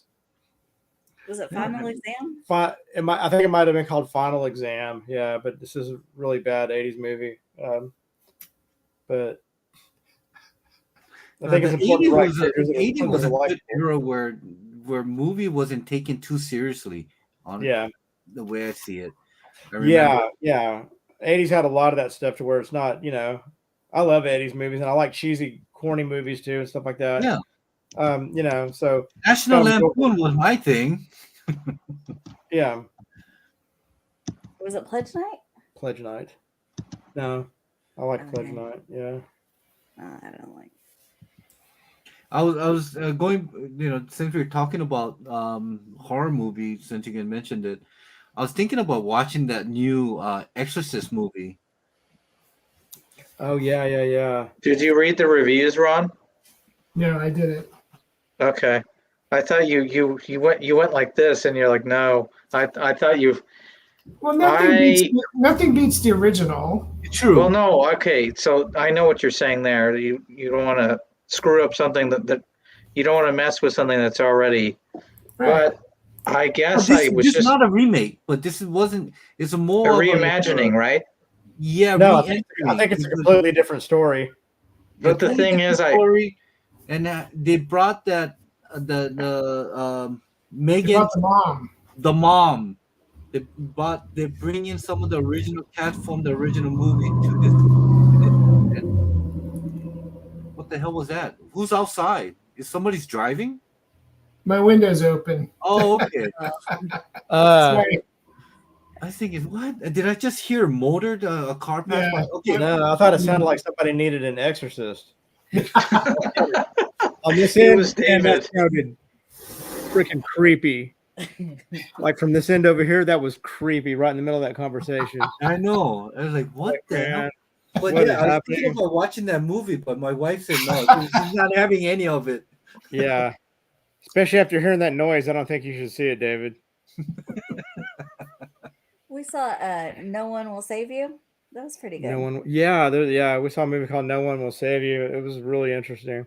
Yeah. Oh. I heard that movie called it's called Tell Me a Story, or Oh yeah. what's it called? Is about that porcelain hand that you grab that hand and it goes. I think that sounds about right. Yeah, I heard that movie was really well made. Yeah, it looks interesting. It'll be fun if we say, okay, Think about something different. next time we meet, we'll all watch this certain movie and we'll critique this whole damn. I think that'll be fun, but That would actually be a lot of fun. Yeah. you know, So Tell Me a Story is a TV series? think It's it's a a movie, movie. isn't it? Yeah, it's a movie that came out. Okay. I think I was like, talk to me or something. talk to me or don't. yeah, talk to me. I think that's what it's Talk called. to me. Yeah, it might be called like Talk to Me or something like that. Yeah. It's like where they with that hand or whatever. Yeah. Just the whole synopsis of that movie was like, oh, this sounds very interesting, you know. That whole hand, the porcelain hand, is somewhat what is cursed, and I think so. Yeah. there's group of, I don't know if they're college students or what, but they what they do is, you know, they grab that porcelain hand, and they will do a certain thing, and what he does is he goes into your inner thoughts and just somehow just fucking, I don't know, do some terrible things, and you end up coming back being trying to kill somebody or something. But I don't know, maybe I should go watch that movie. Okay, we'll watch that movie for Halloween. Yeah, let's go watch it. I don't know if it will be still in theater, but hopefully it maybe might come out in the streaming service. Yeah, I think you can find it in a streaming service. I'm sure you can. Like, you can find just about everything in a streaming service now. Yeah. Well, that was pretty deep. I mean, the whole conversation we had was pretty deep. Mm-hmm. I don't think I ever had this type of deep conversation with any of y'all. Horror philosophy. Horror philosophy. I like having conversations like this sometimes. No, it's good. It's good. Yeah, it's just different, you know. Yeah. And guess what? Before we started this live, Alex said, "I'm tired. I'm very tired. I'm not gonna say anything. I'm just gonna kick back and just." I was. Everything I said. Yeah, that's true. Everything David I just wanted to chill, but it felt good talking about stuff. Yeah, no, it does. It's good. It's good. Well, like me, I work from home and I'm kind of isolated. My only social interaction mostly is with my family or with my people at my daughter's school. But when I do this, it kind of just energizes you a little bit. Because, yeah, I was tired at the beginning of this as well. Yeah. Well, it's good. I mean, I do apologize. I mean, I wanted to do this once a week, but, you know, we're back again due to some personal issues, and timing just wasn't right. And I just needed to take a break on things, especially when it comes to this hobby. And yeah, and I, you know, thanks for coming in, man. I mean, hopefully we can do it more often for a very long time. And you know, I guess next time we'll all read a book about philosophy and let's share our thoughts on what we read, and go real deep and, you know, critique or scrutinize. Careful, David. You're playing with fire. Yeah, once you get hooked, man, I'm telling you. No, I really like deep thoughts and, you know, and conversations, you know. Yeah. You can't do it with a lot of people, but I think this is a good group of people. I mean, that I think we can really talk and don't really care how many people are watching. I mean, there's 3 people watching right now, and thank you very much. You know, and Martian, the comic hunter, David, he's saying that what's up, guys? I mean, he had said this about 9:20. What time is it now? Later, 11:40. 11:40. Yeah, he said, "What's up, guys? What did I mean? Sounds deep." Yeah, it was pretty deep than normal conversation that we normally would have in this panel. But yeah, maybe I should just change, instead of comic talk, we should call it philosophical talk. No. I mean, you could still read some. There's some still good comic book stories out there. You just gotta find them. Okay, you don't. you don't necessarily have to see or read those newly released stuff. You can look back and find those good stories. There's a lot of good stories I haven't gotten to yet. Yeah. And You know what's And just David, Yo, yeah, whenever, and you said something that reminded me of like when I was growing up as a kid reading comic books. You were talking about the Crisis, how it was hard to follow, and you got to know the history of it and all that kind of yeah, stuff. yeah, I remember when I was growing up, when I was a little boy, and I'd read my comic books and stuff. I read a lot of the X-Men, and they would reference stuff that, like, because I bought stuff from like the Silver Age, so I wasn't buying a lot of the. I bought both, so I actually like the Silver Age stuff when I was like 10 or something, right? So I was reading those, and X-Men had been out for a while, and it would like reference stuff from like X-Men #3, and I was like, I'm reading like X-Men 100 and stuff like that, and so it kind of piqued my interest because it made me want to know who these other characters were they were talking about and referencing and what the other events were. So it kind of piqued my interest, and it made me kind of want to go out and look into that stuff and learn more about it and everything like that, And so I kind of get what you're saying about that. It's a little frustrating too, because you want to know what's going on. You want to understand kind of what you're reading there. And I'm going through like 3 panels of stuff. I'm like, I don't know what they're talking about. And then I'd have to kind of learn about it later on or try to find that book or find something. And because at the time when I was growing up, I mean, like that too, when I was young, we didn't have the same type of internet service that we have like today, to where like everything's just your beck and call, and you can get whatever you want and see whatever you want whenever you want. And, Well, we grew up with dial up. yeah, it was like dial up and really crappy internet, and so if I wanted something like that, I'd have to go out and find it, a physical form of it, and try to read it and stuff like that, Yeah, that's how it was like back in the days. If you were in the 1970s and you're reading comic book, you'll see those little references, see last ish or you see got issue number, whatever. You got to find that's how you would go back. Yep. Right. And whereas today, if you read like a book that you've never read before, like Kingdom Come, it's hard to go through that book unless you know all those DC characters. Yeah. Googling all those characters would be kind of challenging. But since I grew up reading DC, I pretty much knew the majority of those characters. Yeah. So there's that hint. If you ever read a DC book that came out during like 1990s or 2000, do your research before you get into that into that rabbit hole.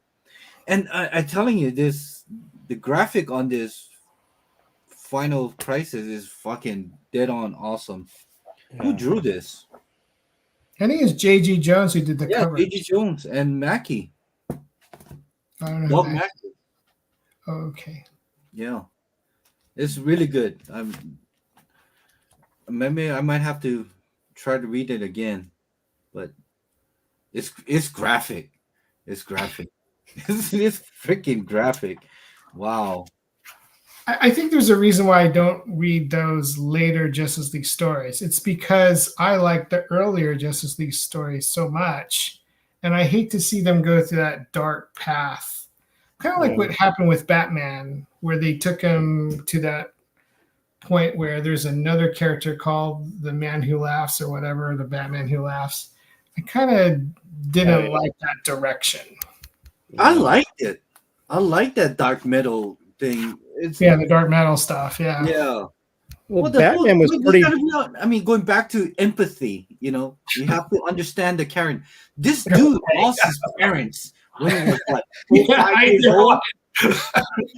Okay, I got it. This dude has some issues. He has some.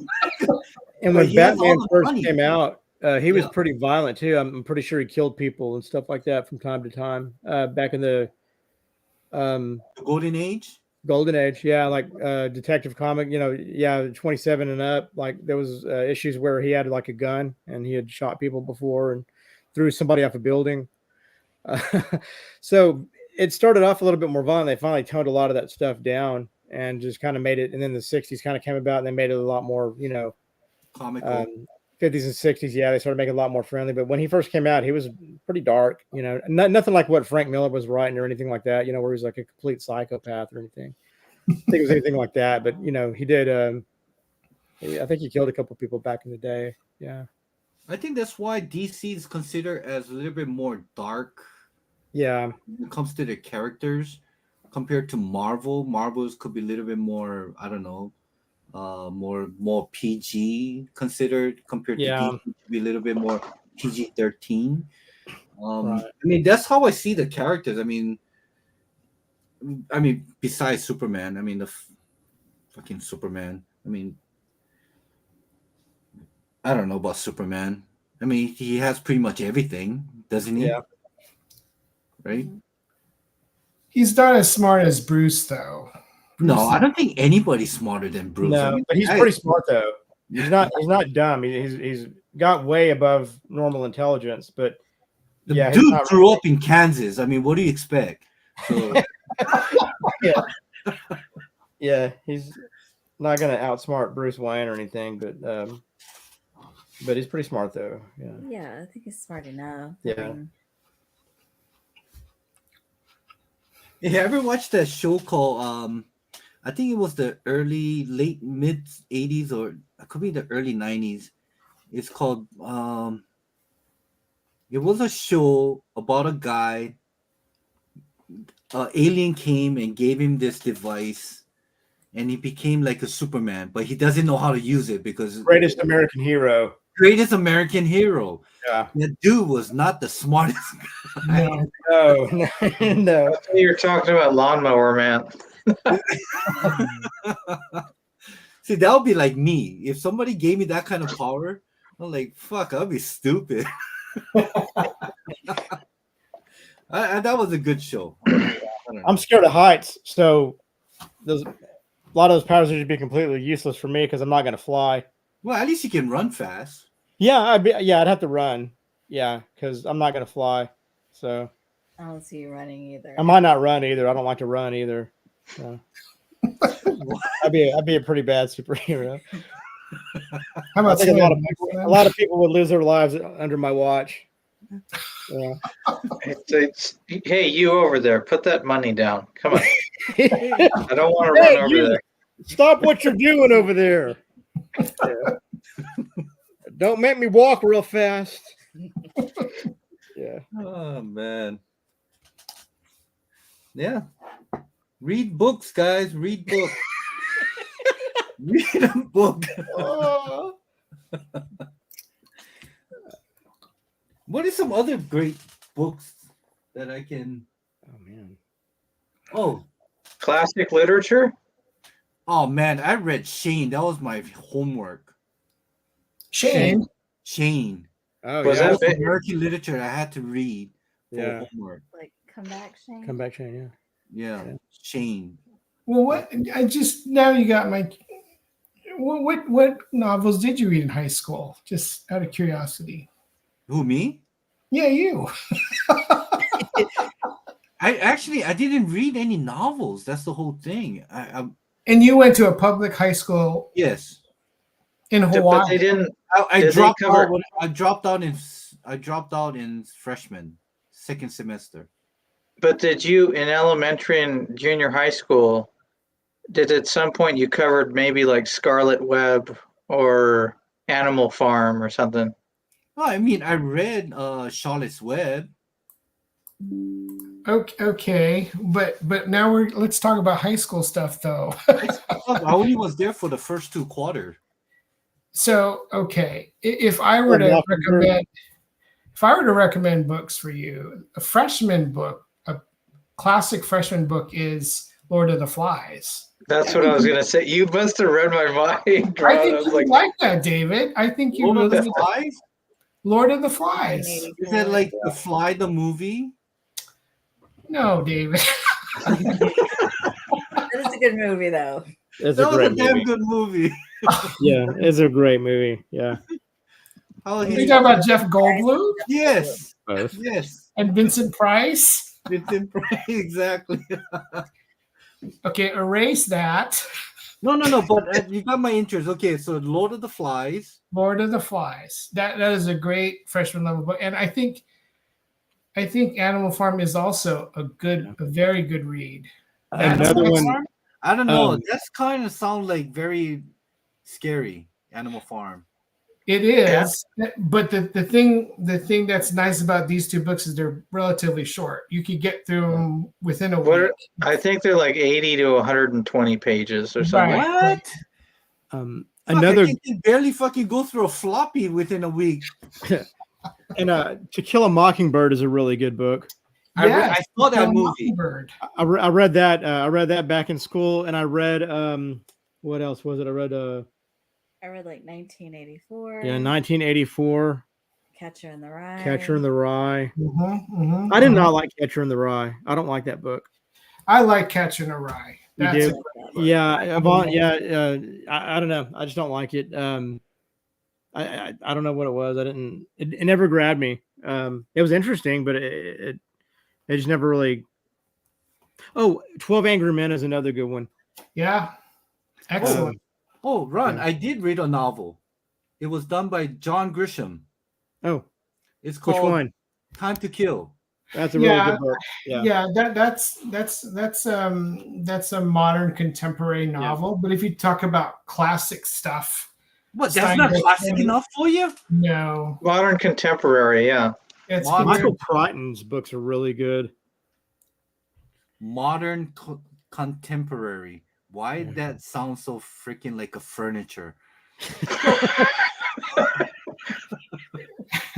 So try any of those that we mentioned, like To Kill a Mockingbird. I will. Yeah. You know what? I feel like I might have to subscribe to that. What was that?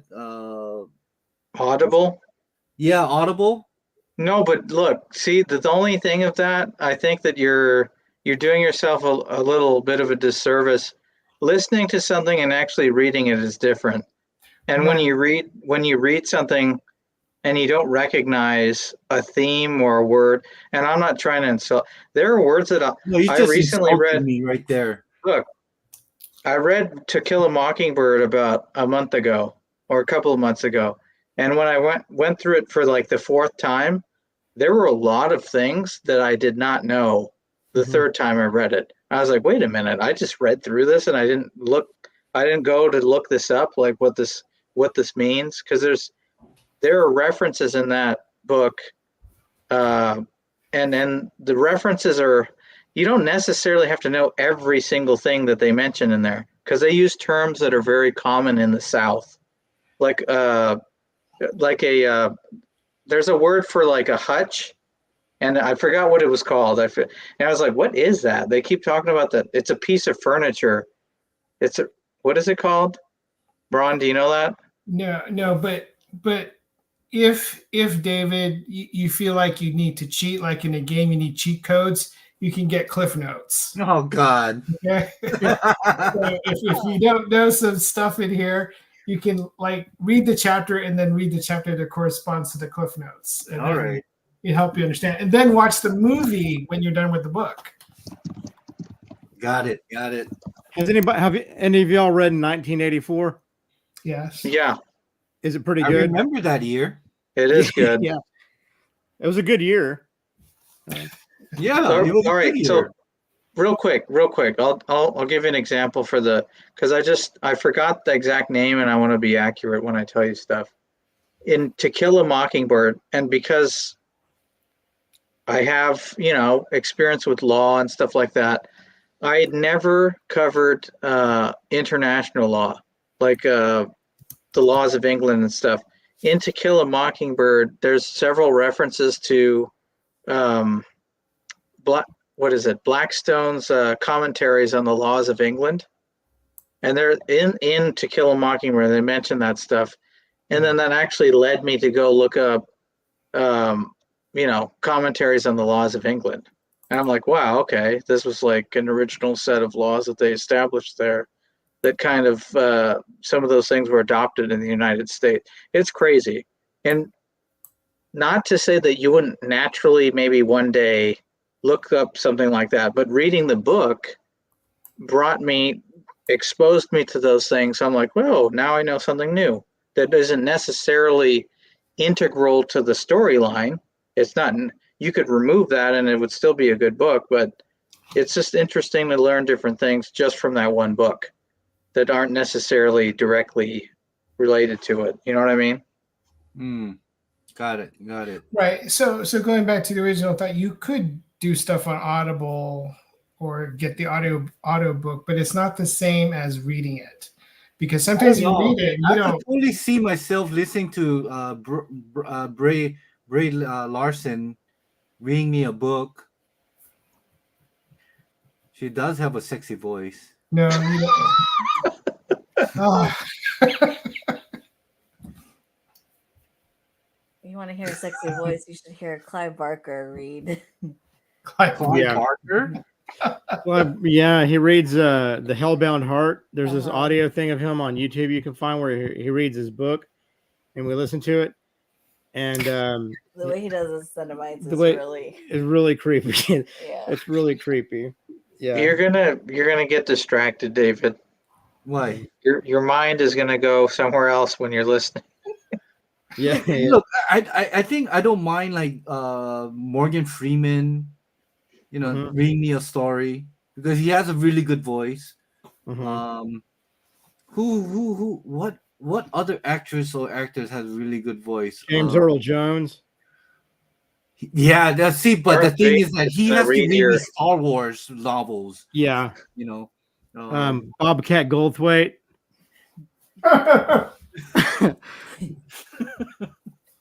Gilbert Godfrey.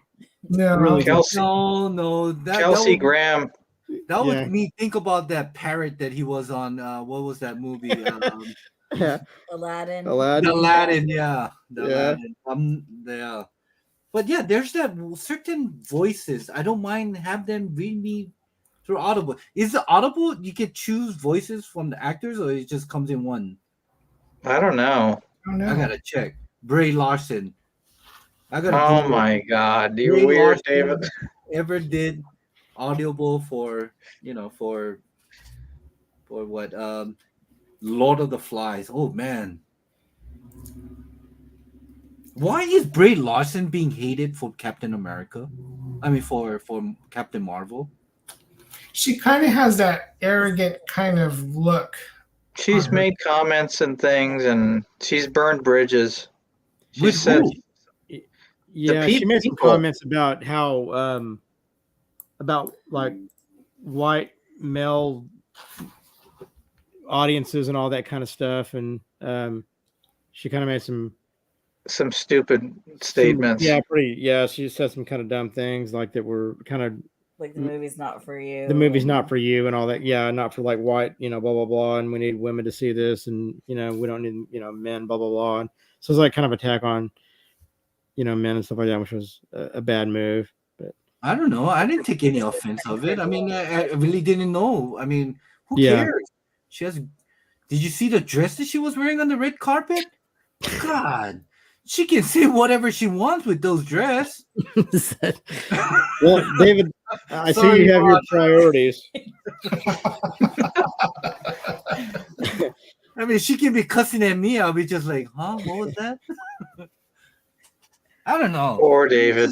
It's just to a point where we live in such a sensitive time where Yeah.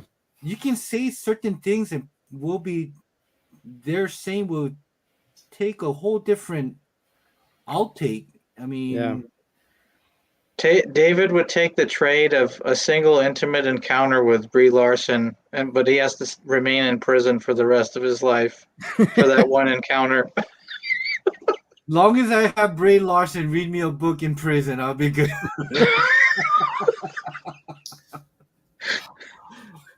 Oh, also, Kate Beckinsale. Yeah. She has a sexy voice, and she also has that accent too. Yeah, Yeah. yeah. Yeah.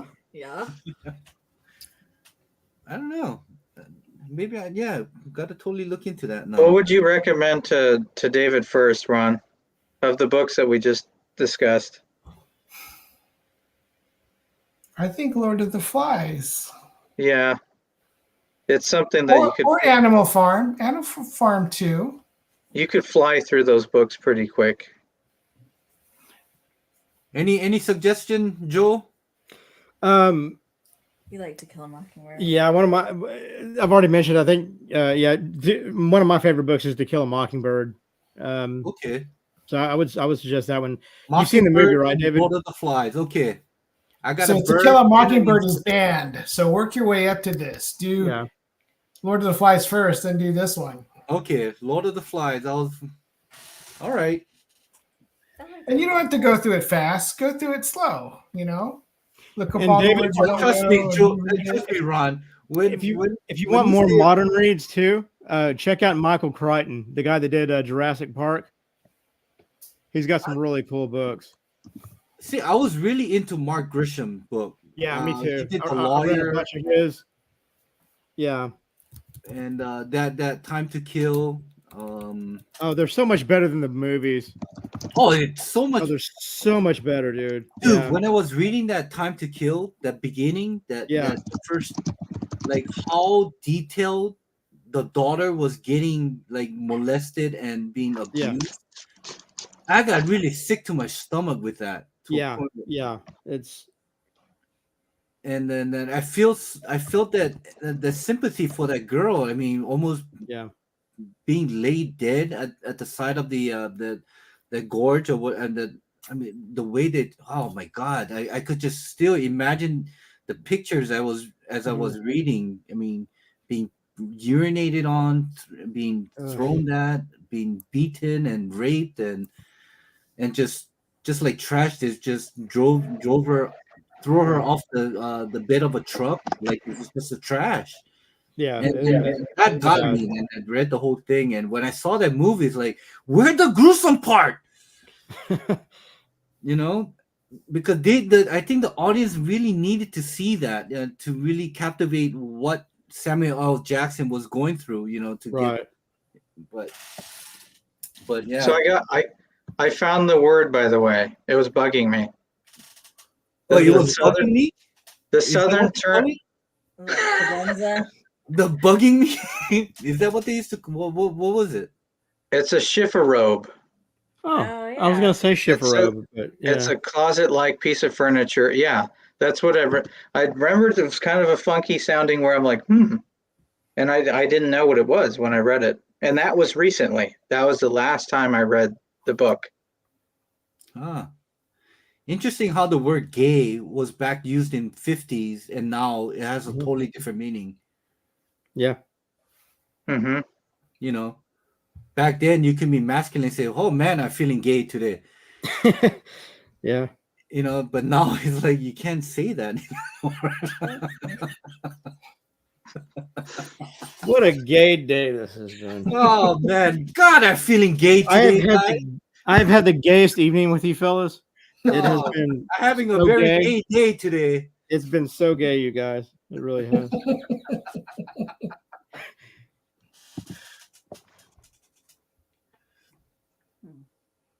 So, Ron, you probably didn't mention this, but what do you do at home that you work at home?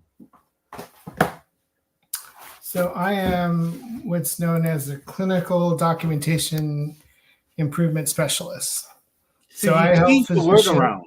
Huh? You change the numbers and words around to make it look good. Something like that. God. So when physicians are documenting their diagnoses, sometimes they don't use the right terminology. So I help them fix that. So someone doesn't die? Well, not exactly. But sometimes it feels that way. Right. But it's just so that the hospital gets reimbursed correctly. Yeah, because the insurance companies will deny everything. You work with the hospitals. I've been a nurse for 30 years.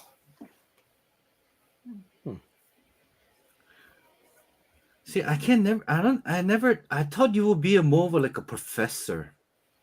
Well, I have a master's and a doctorate, but I would never go into academia. I would hate that. I can't stand teaching. I can't stand teaching students. I hate that. Yeah. I've tried it. I hate it. Wow. One of our best friends, well, actually, a couple of our best friends are teachers, and one of them likes it and the other one hates it. Yeah. Well, I have 4 teachers that comes to our store and they all hate it, and they're alcoholic. Oh yeah, yeah. And fucking, I'm telling you, Monday to Friday, even on Saturday, Sundays, they'll come and they'll grab that 6-pack and a wine and they'll bitch about their lives. And Yeah. You could Our, put it in your memoirs, David. our local liquor store used to know. Yeah. Classroom management's My local really liquor store used to call me by my last name. Mr. Yeah, are you here for your usual? I'm like, yep. oh, Yeah. that's exactly what I said. Yeah.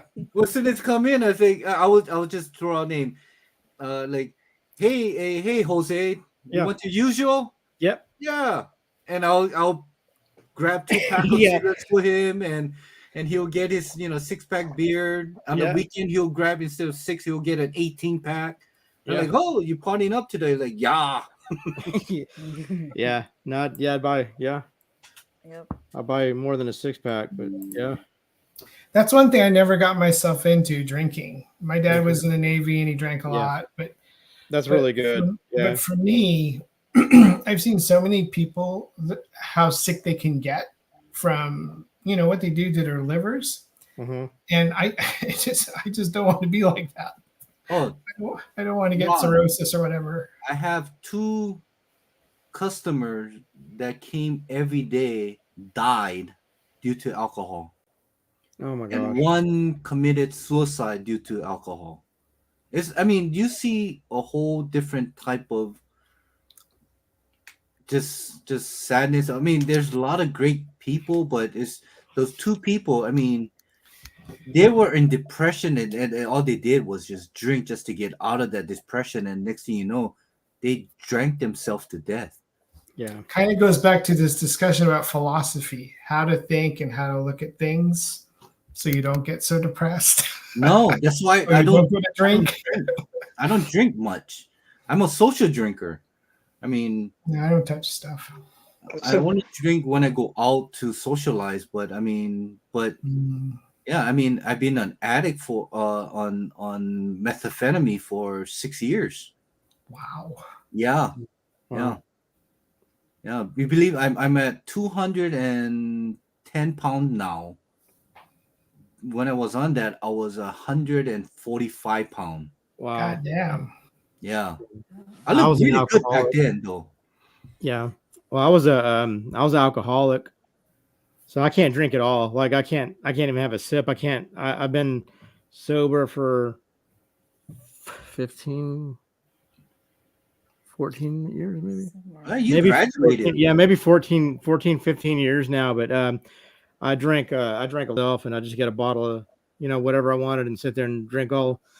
Get out of work and go home and just start drinking by myself. And It would start off social yeah, because you'd have a drink with some of the guys. yeah. I go to the bar or something with some friends and have a few drinks for the night, but yeah, I just got to where I started just drinking all the time and having blackouts, couldn't remember stuff and acting a fool, and kind of started hurting the people around me that I love and stuff. And I was like, yeah, I gotta.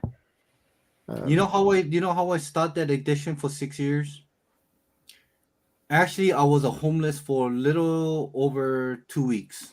I was living on the street. Yeah. And one morning I was high as fuck, and I was with this 5 other homeless people and a downtown in Honolulu, and a Chinatown at the worst part of Chinatown. Yeah. And the sun came up, and I looked around and I said, and then it dawned on me, it's like, why am I here? Oh God. Why am I here? I have a home, I have a parents, I have a loving family. Why am I here destroying myself? And that was the last time. And Yeah. that I went back home. I remember going home. I begged my mom for forgiveness, and yeah, she took me in, and the first 6 months was a battle, because just just detoxing, you just go through this phase of just the whole world is against you, and what my mom put up with that shit, and once that was done, it was to a point where I never grew up, but never touched that stuff again, I was a pothead for 3 years. I remember waking up day. As soon as I wake up, I took a couple of hits, for 3 years, and then methamphetamine for 6 years, and yeah, I mean, all my friends that I knew, they're all in prison or they've been expelled. They're no longer in U.S. Yeah. and most of them went Damn. to jail. And I was very fortunate that then I Breaking mean, that addiction cycle is tough, man. Yeah. it is. It is. The addiction itself is. I think it's like that with comic books for me. No, really. I mean, It feels like it. hear me out. There's this book that you want, right? And you keep thinking about this damn book, and you say, I gotta get it, and you get it, and you open that package. It's like a shot of freaking crack pipe, and the high is so high, and then you put it in the back, you put it back in your short box, and your high goes back down again, and you want to get to the next high. And I think, I think that's what it is. It's almost like gambling, I guess, but I don't gamble. I used to gamble a lot. Yeah. You know? Well, I have an addictive personality, so for me, it's like it's always something, So like, it's been comic books for a long time, but it really isn't addictive. Like it's kind of like a kind of addictive kind of thing, And I've done that stuff with various things over the years, like cologne and like boot. I get these weird fixes, like these weird fixations, and it's like I got to fill that, I got to fill that void. Don't do it. Yeah, I consider it as a void. Like I need to fill Yeah. something, that void, that emptiness that I feel with something that is tangible or David. It's like a hoarder mentality. exactly. But there's like a moment ago, Ron was talking about. I know I keep bringing up philosophy, but I need to. This is germane to the point I want to make, so I want to talk about it.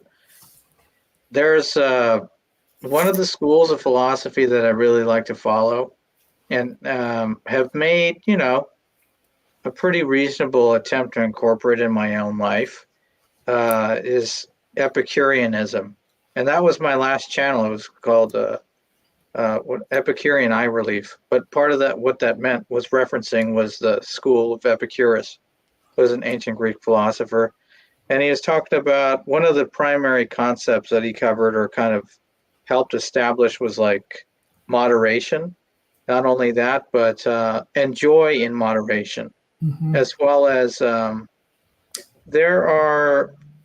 What's the term I'm looking for, Ron? I'm having like a brain fart right now. Where you place great emphasis on pleasure. There's a philosophical Masturbation. No. Is that hedonism? Hedonism. Okay, yeah, hedonism. There's hedonistic aspects to Epicureanism, but they keep it to a minimum, and the emphasis is not placed on pleasures of the body, but on pleasures of the mind. Because you can have pleasures of the body, like you're having a glass of wine with some cheese or something like that, but the emphasis is placed on pleasures of the mind, which is usually in reference to friendships, good conversations like we're having, literature, appreciation of music. Those are things that are going to last into your 70s, 80s if you live that long. Those are things that you could still appreciate. But if you're drinking every day, that's going to go quick and you're going to wind up dead. So, and when you develop an appreciation for that, because you're talking about addictions for things, you can develop a habit and it eventually becomes an addiction. But you could do that with really healthy things too, like pleasures of the mind. You start to read things, you enjoy the material you're looking at, and then it grows into other things too. I think that from Epicureanism, that's one of the things I kind of got from it was, and some of that might result in you not having as many friends, because if some of the friends you had, I'm not talking about you specifically, David, I'm just talking about in general. Some of the people who You're talking consider about me. Okay, I'm all ears now. Some of the people who I have 500 friends on Facebook. And if you ask them to help you out or you want them to just listen to something that a difficulty you're experiencing in life, I don't want to talk to you. And they're not there. So that's not a meaningful relationship. That's not a real friend, and that's not someone. So Epicureanism places quality over quantity, moderation, and things that matter and are going to last and actually benefit you over sex or whatever it happens to be, drugs. And just a word of warning, if you want to learn this stuff, I encourage you to read it on your own rather than to watch these YouTubers, these philosophers on YouTube, the Stoics, the existentialists, and the Epicureanists. Don't watch those guys. Go read it for yourself. Well, so you talked about Epicurean. It's more of the moderation of having joy, not think but in mind, right? You said. So when does pleasures, Nastasia kicks in? It's pleasures of the mind. It's a conscious effort to appreciate relationships and knowledge and things things that can last your entire lifetime. It's just making an effort to look at things like that, because a lot of and when you do have some, let's just say you do buy a comic book, or you go and have a 5-star meal at a restaurant and the food is really rich and it's kind of extravagant, like you're ordering like a $50 appetizer and a $200 bottle of wine, and you have all that stuff. Some people just consume that stuff and they're okay, what else do I get?